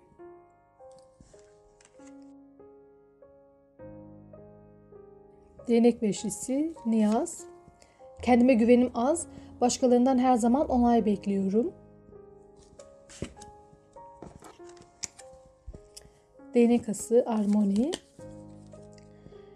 Yaptıklarımdan utanıyorum. Kendimden iğreniyorum. Sonunda çok sevindim şu an. Çünkü yaptığı çok yanlıştı. Ermiş, vaat. Seni hiç hak etmiyorum. Gerçekten düşünceleriyle ne kadar uyumlu çıktı. Hemen burayı yorumlayayım. Alamadım. Gel hadi. Şimdi gene öfkeli. Şöyle hislerini inanılmaz derecede gizlemeye çalışıyor. Çok hırsla, azimle ve öfkeyle duygularını bastırmaya çalışıyor. Bastırabilir mi? Bilemeyiz. Ve şöyle diyor. Beni sevmene izin veremiyorum. Çünkü bir insanı sevdiğinde o kişi nasıl tepki vermeli bilmiyorum. Yani gerçekten daha önce hiç sevilmemiş biri gibi görünüyor. Size karşı ciddi anlamda bir şeyler hissediyor. Belli. Ve bu durumda ne yapacağını hiç bilemiyor. Ve sizin onu sevmenize izin vermiyor o yüzden. Yani izin vermemek nedir biliyor musunuz? Biliyor ki sana ihtiyacım var. Beni sevsen çok iyi hissedeceğim. Ben de seni seveceğim ki aslında içten içe bayağı seviyorum. Ama bu hislerle ne yapacağımı bilemiyorum. Daha önce hiç böyle bir duruma maruz kalmadım. Çok tecrübesiz birine benziyor ya. Duygusal olarak çok acemi. Birinden bu kadar çok kaçmayı istemek, ona karşı çok ciddi duygular hissettiğinizin göstergesidir. Ya da belki size o kadar ihtiyacı var ki bu ihtiyacı, bu muhtaçlığı onu dehşete düşürüyor ve bu yüzden de duygularını bastırmak için gerçekten mücadele ediyor. İnanılmaz çabalıyor, çok hırslı, çok büyük bir azimle duygularını bastırıyor. Sizin onu sevmenize izin vermiyor. Böyle diyor yani. Diyor ki yani senden çok hoşlanıyorum ve bu duygularla ne yapacağımı bilmiyorum ve kaçmam gerek yani. Bunu bastırmam gerek diyor. Beni sevemezsin. Ben sevilmeye değer biri değilim. Öyle diyor. Ve sonra tabii bu içinde çok ciddi bir çatışmaya neden oluyor. Şöyle. Sürekli başkalarının onayını istediği için kendi hislerini, kendi gerçek düşüncelerini bastırıyor. Ve bu durum onu çok kötü etkiliyor. Çünkü sürekli bir münakaşa, sürekli bir çatışma durumu içinde kalıyor. Burası duygular bölümü olduğu için şöyle yorumluyorum. Kendi içindeki duygular ciddi anlamda çatışıyor. Yani bir yanı sizi sevmeyi çok istiyor. Bir yanı bunu reddetmek istiyor. Bir yanı sizle birlikte olmanın ne kadar iyi olacağını biliyor. Ama diğer yanı bunu inatla reddediyor. Ve bu çatışma onu çok kötü hissettiriyor. Halbuki istediği şey sizsiniz. Ama başkalarının ne dediğini o kadar önemsiyor ki size gelmiyor o yüzden. Ya da işte bu duygularını bastırıyor. Ve şimdi şöyle diyor ki yaptıklarımdan utanıyorum, kendimden iğreniyorum. Evet, iğrenmelisin, evet kendinden utanmalısın. Çünkü buradaki kişinin hakkında olur olmadık yanlış dedikodular yaptın ve buradaki kişinin kalbini paramparça ettin. O yüzden evet, utanıyor olman iyi bir şey ve bunun üzerine çok düşünüyor. Diyor ki ne yaptım ben, işte keşke bunu yapmasaydım deyip uzun uzun sizin hakkınıza düşünüyor. Ve sizinle tekrardan barışmak ve tekrar bir uyumlanmak istiyor. Yani şeydeki gibi, aynı düşüncelerinde de aşklar kartı gelmişti ya. Orada da barışmak istiyordu. Aynı burada da duygusal olarak diyor ki ben aptallık ettim. Çok büyük bir hata yaptım ve şimdi seninle barışmayı o kadar çok istiyorum ki. Yani inanılmaz derecede seninle barışmak istiyorum. Yaptığım şeyin farkındayım. Özür dilerim. Lütfen beni affet. Öyle yapmamalıydım diyor ve sizinle barışmak istiyor.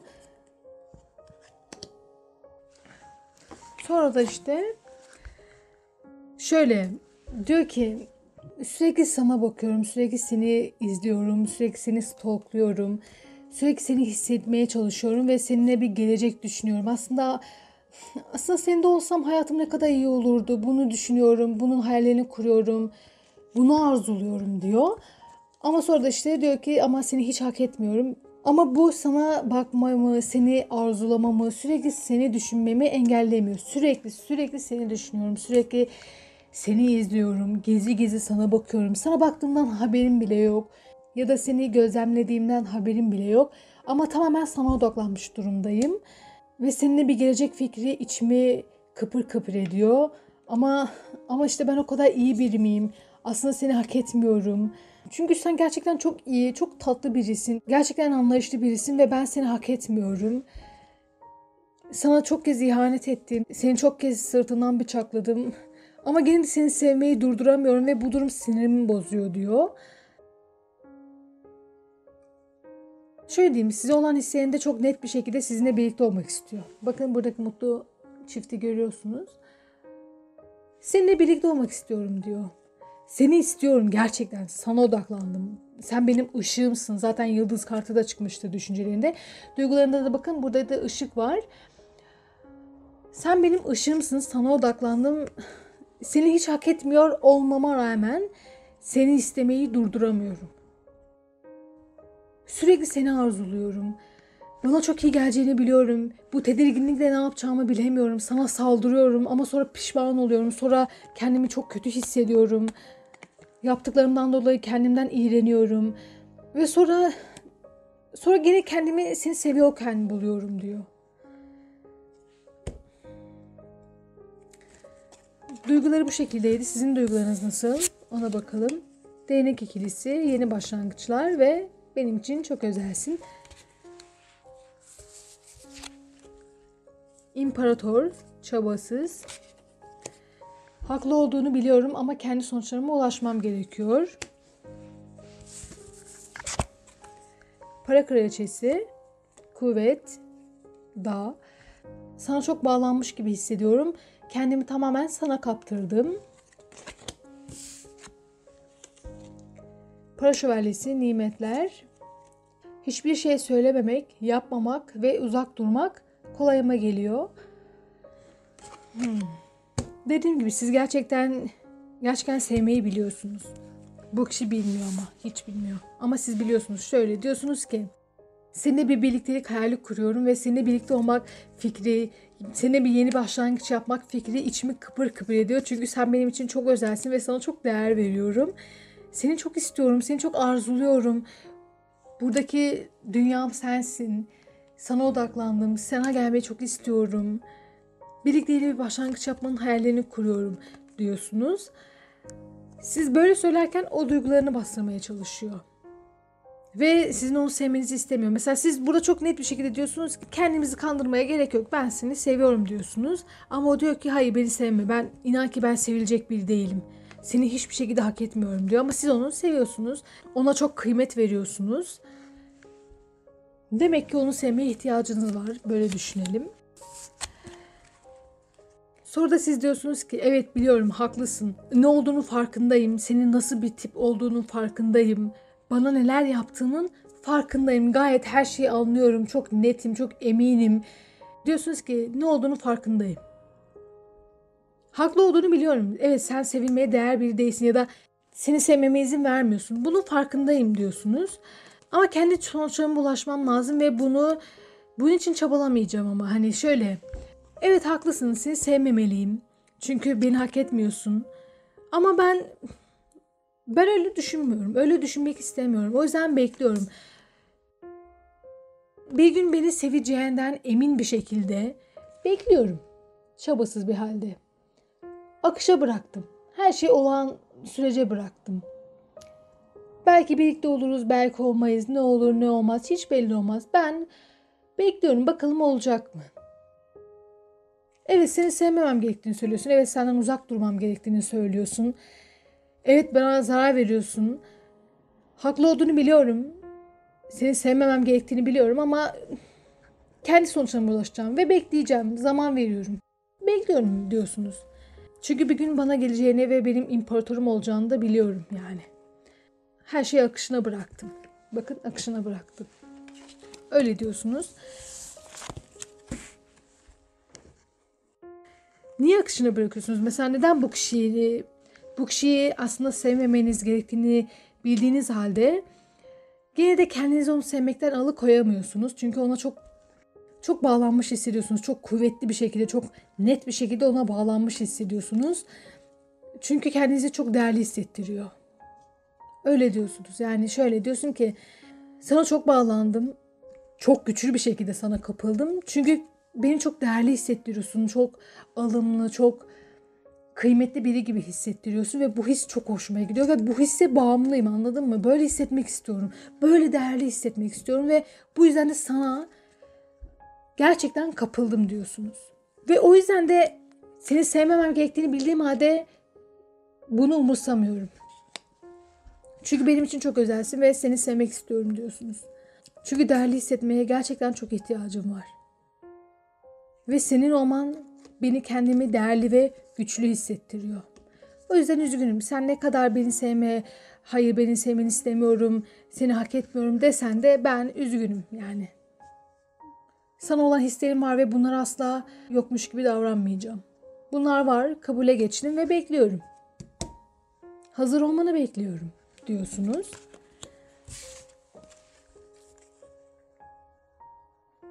Ve tabii aslında sizin bu bekleme haliniz sizin de işinize geliyor. Sizin için de çok kolay bir yol. O yüzden diyorsunuz ki hiçbir şey yapmamak, söylememek ya da olayları akışına bırakmak kolayıma geliyor. Bu amaç uğruna çok net bir şekilde bekleme enerjisi çalıştırıyorsunuz. Diyorsunuz ki ben sonunda büyük bir kar elde edeceğim, büyük bir kazanç elde edeceğim ve bu yüzden paşalar gibi bekliyorum. Hiç de gocunmuyorum beklemekten. Bekliyorum. Zaten de beklemek kolayıma geliyor. Senin hazır olmanı bekliyorum. Beni ne kadar sevdiğini ya da istediğini fark etmeni bekliyorum. Ben bekliyorum. Benim işime geliyor. Kendimi keyifli ve değerli hissettiriyorsun. O yüzden de senin hazır olmanı ve bana bir adımla gelmeye karar vermeni bekliyorum. Hareket enerjisi sıkıntısı var. Yani harekete geçmiyorsunuz siz de ciddi anlamda. Bu kişi çok rahat harekete geçen biri belli. Sadece tanımadığı, daha önce deneyimlemediği ya da bu kadar güçlü deneyimlemediği bir duyguyla karşılaştığı için ciddi anlamda savaşıyor. Ama siz tamamen rahat bir enerjide bekliyorum diyorsunuz. Böyle diyor yani güzel. farklı. Sonuç herkesin deneyimi farklı. Şimdi şöyle bir destek almak istiyorum sizden. Sizin yapacağınız bu durumdan sonra ne yapmanız gerekiyor? Bu açılımı dinlediniz. Şimdi nasıl bir yol almanız gerekiyor? Bu konuyla ilgili 3 kart seçeceğim.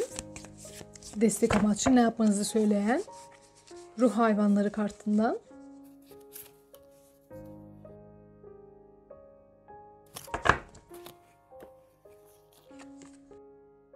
Nezaket ve minnetle verin. Yani olduğunuz gibi devam edin. Sihre güvenin. Ve inancınızı güçlendirin. Bir şey değil mi? Çok güzel. Gerçekten şöyle diyor ki ne yapıyorsan doğru yapıyorsun. Yani sen sevmeye, bir şeyler hissetmeye devam et. Sonuçta bir kaybın yok. Ve sevmek daha iyi hissettirir. Sevgi enerjisini çoğaltır. Ve bir gün bir şeylerin değişeceğine, bir şeylerin mucizevi bir şekilde daha iyi bir hal alacağına güven. Yani sihre güven. Ve buna olan inancını kaybetme. Belki bu ilişkiye olan inancı, belki bu yeni deneyime olan inancını, bunları kaybetme. Bu inanç sana iyi gelecek diyor. Evet, çok güzel gerçekten. İyi, en azından doğru yoldasınız. Evet, ikinci deste açılımın bu şekildeydi. Umarım memnun kalmışsındır ve umarım faydalanmışsındır. Eğer videomu beğendiysen beğenmeyi ve kanalıma abone olmayı unutma. Bir dahaki videolarda görüşmek üzere. Hoşça kalın, aşkla kalın. Yorum yazarsanız da çok sevinirim. Evet, üçüncü deste açılımına hoş geldin. Şimdi aklındaki kişiyle karşılıklı konuşturma yapacağız. Onun duygularıyla senin duygularının, onun düşünceleriyle senin düşüncelerini karşılaştıracağız. Konuşturacağız. Hemen başlayalım. Aklındaki kişinin senin hakkında düşünceleri, yani neler söylemek isterdi? Senin aklındaki kişiyle ilgili düşüncelerin.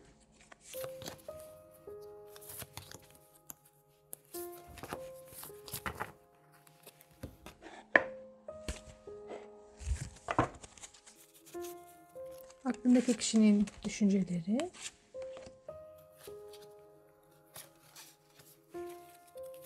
Senin düşüncelerin.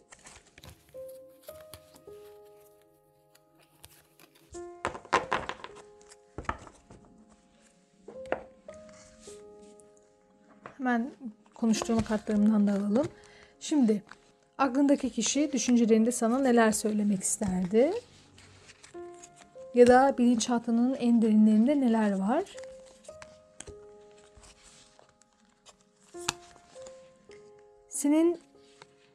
Sen bilinçaltında aklındaki kişiye neler söylemek isterdin? Ya da gerçekte eğer söyleyebilme durumunuz varsa.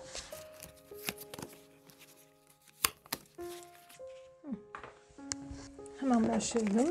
Aklındaki kişinin düşünceleri. Asılan adam. Çabasız. İşleri nasıl bu kadar berbat ettik? Çabasız olarak. Kader çarkı, Medcezir. Hatalarımdan ders almadığım için bu ilişkiye zarar vermeye devam edeceğim.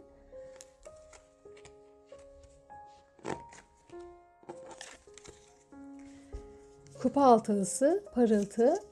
Seni düşünmek ve hissetmek beni çok mutlu ediyor. Ne kadar uyumlu geldi. Budala, bırakma. Seni seviyorum. Hemen bunu yorumlayayım. Şöyle diyor ki, alışkanlıklarımdan vazgeçmek istemiyorum. Her zaman yaptığım şeyleri yapmayı bırakmak istemiyorum. Hiçbir şey yapmayarak, çaba harcamayarak, akışa bırakarak bir şeylerin düzelmesini istiyorum. Belki bu ilişkinin düzelmesini istiyorum. Belki senin aramın düzelmesini, bir şekilde olayların hallolmasını istiyorum ama bu çabasızlık enerjisiyle hiçbir şeyi düzeltemiyoruz ve her şey gitgide daha da berbat olmaya başlıyor. Her şey daha da karmaşıklaşmaya başlıyor. Çünkü ben çabasızım ve bu döngüden çıkamıyorum. Biraz belki üşengecim, belki fazla rahatıma düşkünüm, kendime düşkünüm. Konfor alanıma gereğinden fazla düşkünüm ve bir şeyleri düzeltmek için, bir şeyleri onarmak için harekete geçmiyorum. Çok durağan bir enerjideyim ve bu her şeyi daha da kötü hale getiriyor diyor.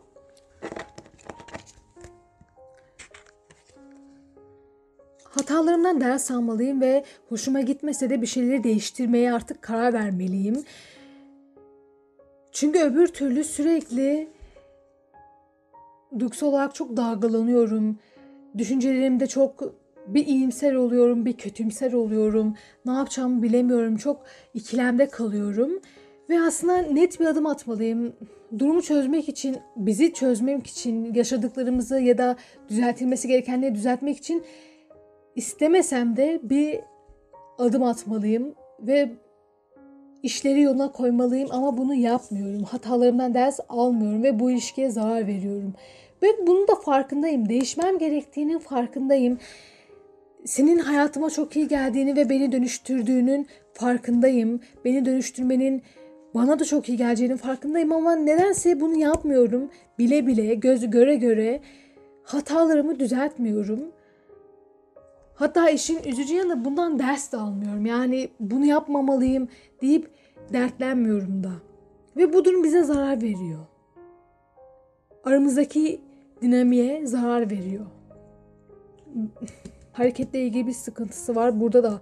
Çünkü sorunu çözmesi için gene bir hareket lazım ama onu da yapmıyor ve doğal olarak içindeki duygular bir gidiyor bir geliyor. Böyle bir durumu sanki iyimser kötümser olarak sürekli dalgalı. Mesela buradaki gibi. Bakın ne kadar güzel, ne kadar pozitif bir kart. Diyor ki seni düşünmek ve hissetmek beni çok mutlu ediyor. İçimi kıpır kıpır ediyor. Dünyamı aydınlatıyor, yaşamımı huzurla dolduruyor. Hayatın keyfini, tadını, güzelliğini fark ediyorum. Seninle olan geçmişimiz, seninle olan yaşanmışlığımız, her şeyimiz beni çok mutlu ediyor. Seninle ilgili anıları hatırlamak, seninle ilgili o keyif aldığım, mutlu olduğum zamanları hatırlamak beni çok iyi hissettiriyor ve sürekli seni hayal ediyorum. Senin yaşadıklarımızı hayal ediyorum. Aslında sürekli geçmişte yaşıyorum diyor. Şöyle yani gerçekten hiçbir ilerlemek için bir adım yok. Geçmişte yaşıyor, geçmişte yaşananları hatırlıyor, ondan keyif alıyor. Ama sorunları çözmek için yapılması gereken, sorumluluk alınması gereken durumlarda kesinlikle hiçbir şey yapmıyor. Biraz fazla rahatına düşkün biri gördüm burada. Devam ediyorum.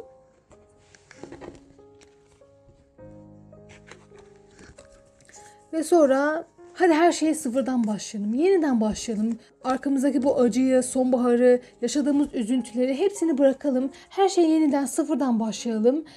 Ve birbirimizi ne kadar sevdiğimizi tekrardan fark edelim. Çünkü ben seni gerçekten seviyorum ve seninle yeniden sıfırdan başlamak istiyorum. Bu yaşadığımız kötü anları, yaşadığımız hataları, yaptığım hataları, mesela ders almayışımı, bunların hepsini bir arkada bırakalım. Bir unutalım gitsin. Bir yokmuş gibi varsayalım ve birbirimizi sevdiğimizi tekrardan fark edelim diyor. Şuraya bir tane daha şöyle bir tarottan kart alayım. Daha net açıklayıcısı olsun.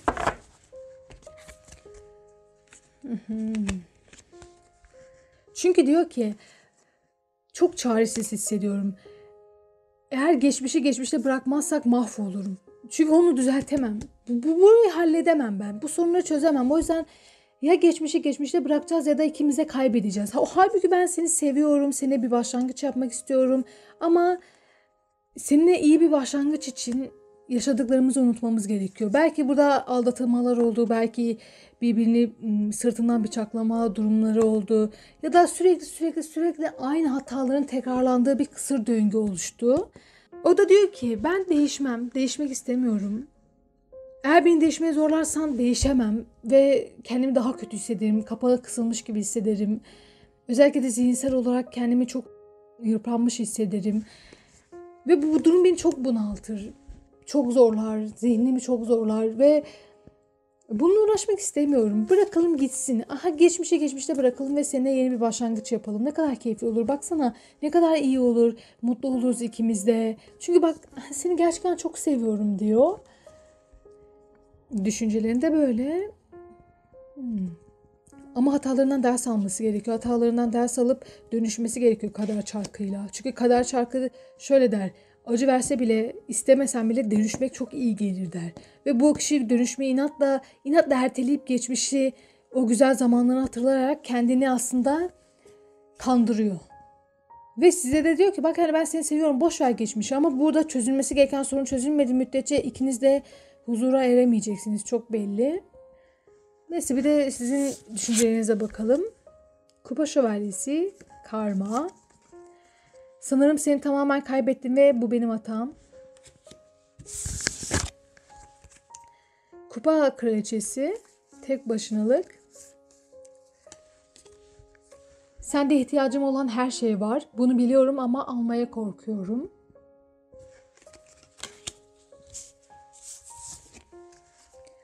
Şeytan, bağımlılıklar. Uyandığımda aklıma gelen ilk şey sensin. Kupa ası, yaratma. Hiçbir şey söylememek, yapmamak ve uzak durmak kolayıma geliyor. Tamam, şöyle siz diyorsunuz ki düşüncelerinizde, sen benim karmamsın, biz birlikte olmalıyız, biz birbirimiz için yaratıldık.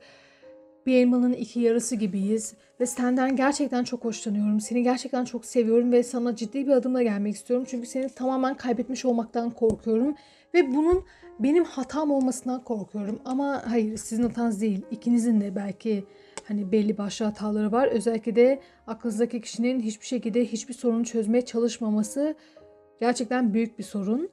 Ama tabii siz kendinizi de suçluyorsunuz aranızdaki bu sorundan dolayı. Çünkü siz ciddi anlamda birlikte olmak istiyorsunuz. Beraber bir gelecek yaratmak istiyorsunuz. Beraber bir hayat kurmak istiyorsunuz.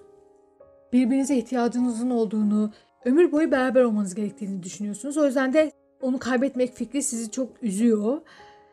Ve bundan dolayı suçlu hissediyorsunuz ama kendinizi suçlamayın. Karşı tarafta da ciddi anlamda sorun var çünkü. Ve şöyle, siz ciddi anlamda bu kişiye biraz bağımlılık çalıştırıyor gibisiniz. Şöyle diyorsunuz ki sende ihtiyacım olan her şey var ve bunu biliyorum ve almaya korkuyorum. Senden gerçekten çok hoşlanıyorum. Bakın, kupa şövalyesi vardı. Gerçekten ciddi anlamda hoşlanan ve adımla gelmeye niyetlenen kişi. Burada da kupa kraliçesi var. Burada da siz bayağı zihinsel olarak şöyle diyorsunuz. Sana deli oluyorum. Senden gerçekten çok hoşlanıyorum. Sana çok ihtiyacım var ama bunu senden talep etmeye korkuyorum ve o yüzden de kendimi yalnız bırakıyorum. Senden uzaklaşarak, kendimi senden uzaklaştırarak kendim koruma altına alıyorum. Çünkü senden ihtiyacım olan şeyi almaya korkuyorum. Belki de vermeyeceğinden dolayı korkuyorsunuz. Belki de sizin o kişiyi bu kadar seviyor oluşunuz da sizi korkutuyor ve o yüzden kaçma ihtiyacı hissediyorsunuz. Uzak durma ihtiyacı hissediyorsunuz. Burada sezdim. Sanki ikiniz de daha çok yalnız kalmak istiyormuş gibisiniz. Yani hem beraber olmak istiyorsunuz hem de yalnız olmak istiyorsunuz. Ve bu durum aranızda karmaşaya neden oluyor.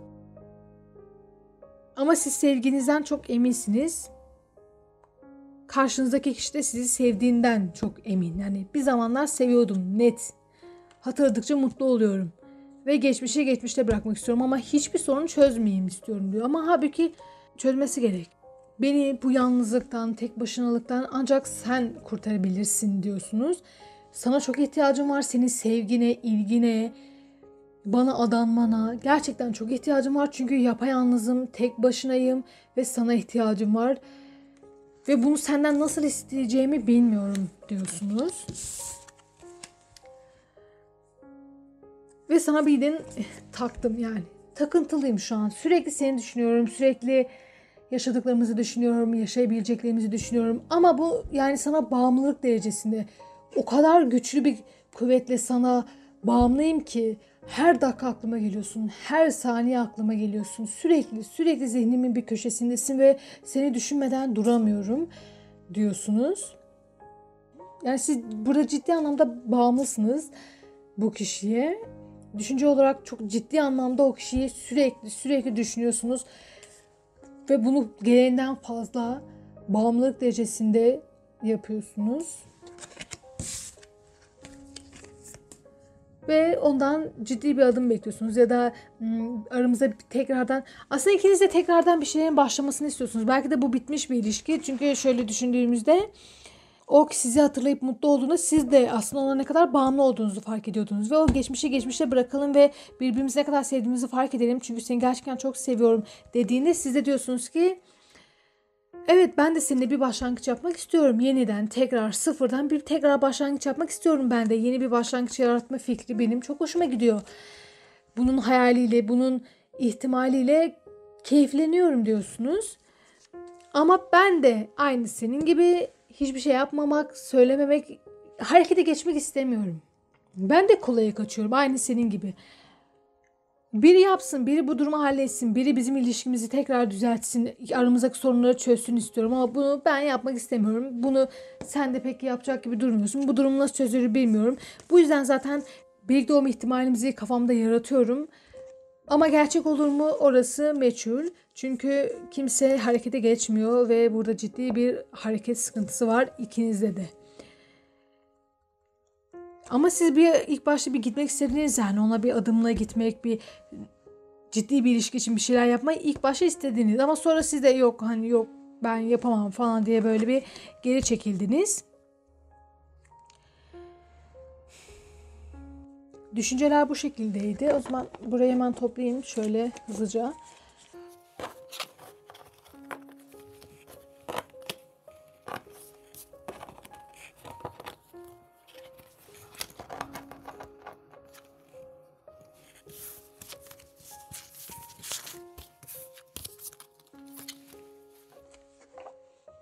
Şöyle hemen duygulara geçelim. Nizamiyim şöyle. Aklınızdaki kişinin sizinle ilgili duyguları nelerdi? Size neler söylemek isterdi duygularıyla ilgili?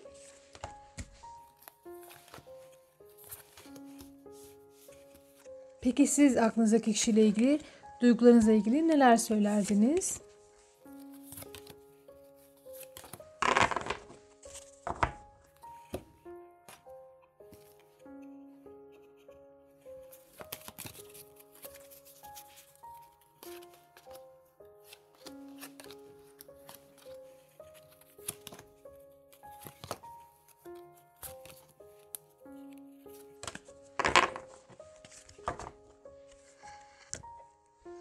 Hemen konuşturma kartlarımızdan da alalım.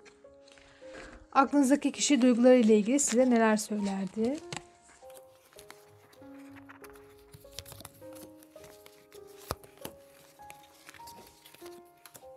Peki siz aklınızdaki kişiye duygularınızla ilgili neler söylerdiniz? Eğer söyleyebilecek olsaydınız, birbirinizle konuşabilecek olsaydınız.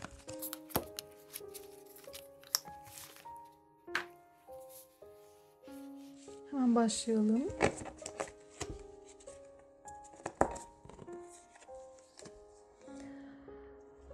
Değnek dokuzlusu. Siz. Sadece kendime sadığım, sana karşı sadakatim yok. What? Asa üçlüsü. Dinginlik. Sürekli aklıma geliyorsun. Her dakika aklımdasın. Asa dörtlüsü. Şekil değiştirme, bulutlar. Olmamı istediğim kişi olamam. Asa yedilisi. Ne kadar çok asa. Hepsi asa çıktı. Perspektif. Her daim hayallerimdesin. Gene değişmek istemeyen biri. Tamam. Hemen başlayalım. Diyor ki gene düşüncelerinde söylediği gibi hislerinde de değişmeyeceğini söylüyor. Hayır, değişmeyeceğim. Kendime sadığım, kendi huyumu, karakterimi, alışkanlıklarımı değiştirmeyeceğim. Kendime sadığım. Sana niye sadık olayım ki? Senin istediklerini niye yapayım ki diyor. Çok ciddi ateş grubu baskınlığı var bu arada değneklerden dolayı. Belli ki çok hareketli, çok ateşli bir duygu dünyasına sahip. Bir dediği bir günde uyumuyor olabilir. Bir anda hararetlenip bir anda sönüyor olabilir. Böyle bir duygu dünyası varmış gibi görünüyor. Şimdi şöyle diyor. Savunmaya çekildim ve kendimi tamamen kapattım. Değişmek istemiyorum. Umutsuz bir şekilde artık değişmeye çabalamak da istemiyorum. Çabalamaya çalışmak da istemiyorum. O yüzden kendimi tamamen kapattım. Kendimi bir sis bulutunun içine aldım. Gizlendim. Değişmeye direniyorum diyor. Kendime saldığım, değişmeyeceğim yani. Bu kişi inanılmaz derecede değişmek konusunda inat ediyor. Yani değişmeye direniyor çok ciddi anlamda. Yani çok yoruldum artık bu direnme durumundan, değişmeye çalışmaktan, bunlardan çok yoruldum ve çok bıktım. O yüzden de kendimi tamamen geri çekiyorum ve değişmeyeceğim diyor yani. Aslında devam edelim. Bu arada burada duygularını da gizliyor. Duygular konusunda da çok ketum. Ya da böyle bir karar aldı. Ama gene de diyor ki sürekli aklıma geliyorsun. Her dakika aklımdasın. Ve ben gene bekliyorum yani. Bekleme enerjisindeyim. Burada da bekleme enerjisindeyim. Aklıma geliyorsun ama öyle geliyorsun. Sonra gidiyorsun. Sonra tekrar geliyorsun. Çok sakin. Hiçbir şekilde hareket etmiyor. Hep bir bekleme enerjisinde. Burada da bakın göl. Bekliyor. Çok sakin bir şekilde. Burada da bekliyor. Bir şeyin olayları çözmesini, sizin gelmenizi, size olan duygularını yansıtmak konusunda bile bekleyişte diyor ki evet bak senden çok hoşlanıyorum ama bu konuyla ilgili hiçbir şey yapmayacağım. Gerçekten çok çok pasif bir enerji yani. Ve gene kendime saldığım demişti aynı bu şekilde. Olmamı istediğin o kişi olamam. Hayatımı kendi bildiğim gibi yaşarım. Keyfim isterse, canım isterse değişirim. Ama sırf sen istedin diye değişmek istemiyorum. İstediğin o kişi olmak istemiyorum diyor. Keyfimi bozamam, eğlencemi bozamam. Değişeceğim zaman bu sırf keyif aldığım için olan bir şey olmalı. Sırf canım öyle istediği için değişmeliyim. Sen istediğin için değişmeyeceğim diyor. Yani şöyle bir gerçek de var. Gerçekten zihinde de çok inatçıydı. Burada da inatçı. Nedeni şu olabilir. Gerçekten değişmesi gerektiğini düşünmüyordur. Bir şeyleri düzeltmek için değişmesi gerektiğine ikna olmamıştır. Halbuki kader çarkı vardı ve ona hayır değişmek zorundasın diyordu ama o yok ben duymuyorum. Kulak arkası ediyorum. Değişmeyeceğim diyor.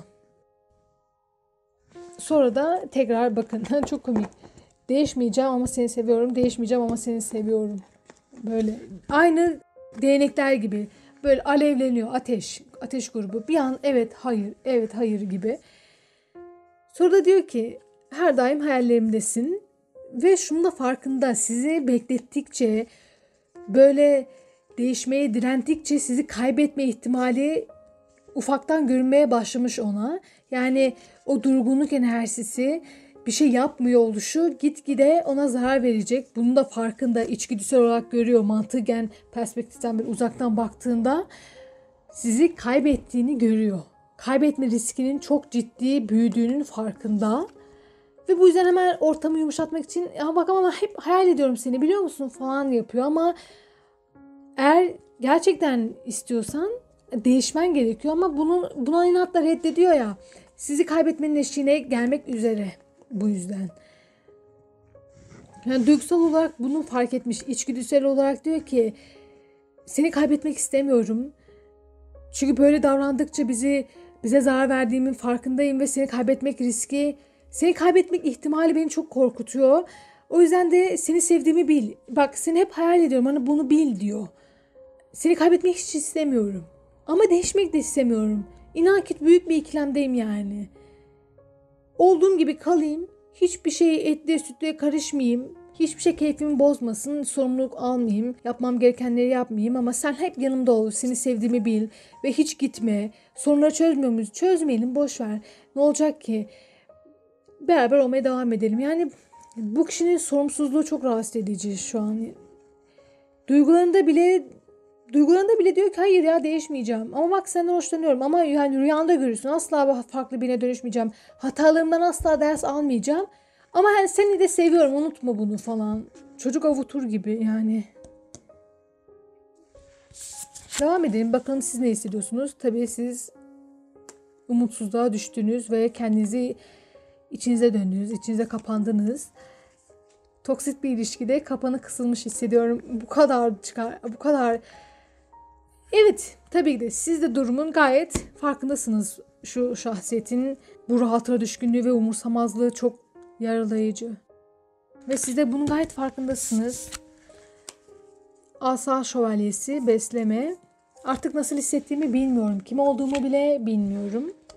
Doğal olarak. Para altısı, tamamlanma. Keşke de beni sevmene izin verebilseydim. Kılıç kralı, vaat. Sana olan hislerime söz geçiremiyorum. Tamam, burası çok hemen anladım. Şöyle bakın, diyorsunuz ki bu yaptığının farkındayım ve bu beni çok üzüyor. Artık olayın pozitif bir tarafından da bakamıyorum. Ne kadar sorun değilmiş gibi davransam da bu bir sorun. Gerçekten büyük bir sorun ve ne yapacağımı bilemiyorum ve kendi içime kapandım. Kendi mağarama sığındım. Uzaklaşarak kendimi rahatlatmaya çalışıyorum.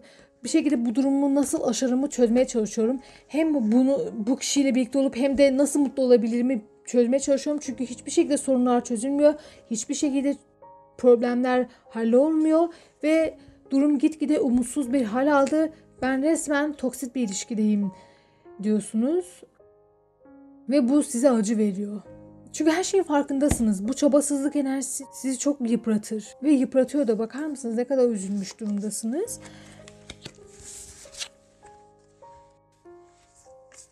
Ama diyorsunuz gene de onu istiyorum çünkü ben ondan besleniyorum. Yani o benim için hayatta kalmak gibi çok temel bir ihtiyaç haline geldi.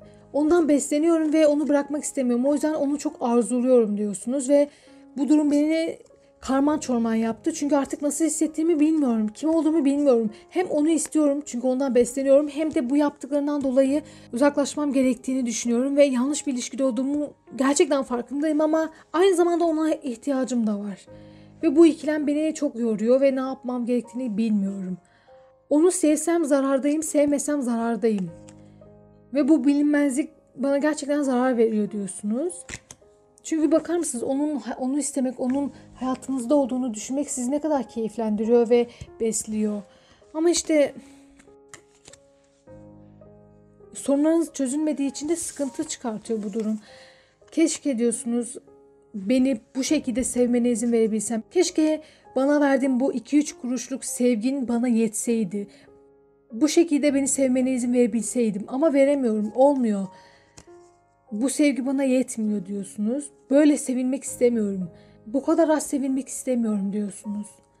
Ve artık bu durumun farkındayım ve artık bunu arkamda bırakmak istiyorum. Bu durumdan artık kurtulmak istiyorum diyorsunuz.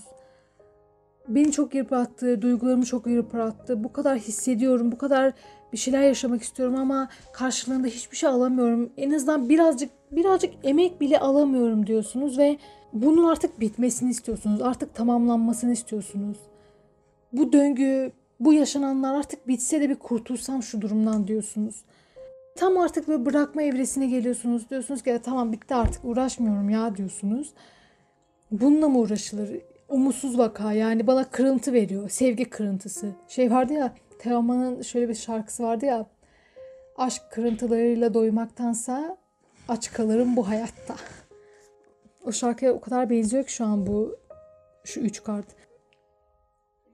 Yani sevgi kırıntısıyla doymuyorsunuz ve artık bunu bitirmeniz gerektiğini biliyorsunuz. Bitirmek istiyorsunuz. Sonra diyorsunuz ki ama ne yapayım, yani seviyorum. Hislerime de söz geçiremiyorum. Tabii bu durum sizi çok öfkelendiriyor. Hislerinize söz geçirememek sizi çok öfkelendiriyor. Gene onu hayal etmek, gene onunla bir gelecek hayal etmek sizi öfkelendiriyor ama aynı zamanda artık bunu nasıl yaparımı da ciddi düşünmeye başlıyorsunuz. Mesela duygu kartında ciddi bir karar alıyorsunuz. Artık hislerinizi bir kenara koyup olmuyor, ben bunu bırakamıyorum bu kişiye. Bu kişiye olan hislerime söz geçiremiyorum. Demek ki böyle bir ilişki için, böyle bir gelecek için benim artık adam akıllı böyle benim çabalamam gerekiyor. Bu çabalamıyor. Ben bir şey yapmalıyım. Harekete geçmeliyim. Güçlü, net, emin bir hareket yapmalıyım. Eğer ben bir şey yaparsam bir şey olur. Yani artık durum bu raddede. Resmen böyle. Madem hisseme söz geçiremiyorum, o zaman sorumluluğu ben alacağım. Almıyor bu kişi. Durum böyle diyorsunuz. Bunun çok net farkındasınız. İçgüdüleriniz diyor ki tamam artık karşıdan beklemeyi bırak. Madem bırakamıyorsun bırakmak istediğin halde. Bırakamıyorsun. O zaman harekete geçen sen olmalısın diyor kartlar. Ve hisleriniz de böyle söylüyor. Tamam, bir de şöyle yapalım. Ruh hayvanları kartından sizin yolunuzla ilgili bir destek alalım. Bakalım bu durumla ilgili ne yapmanız gerekiyor? Bu videoyu izleyen kişi bu durumla ilgili ne yapmanız gerekiyor? Bir yol haritası, böyle bir tavsiye alalım.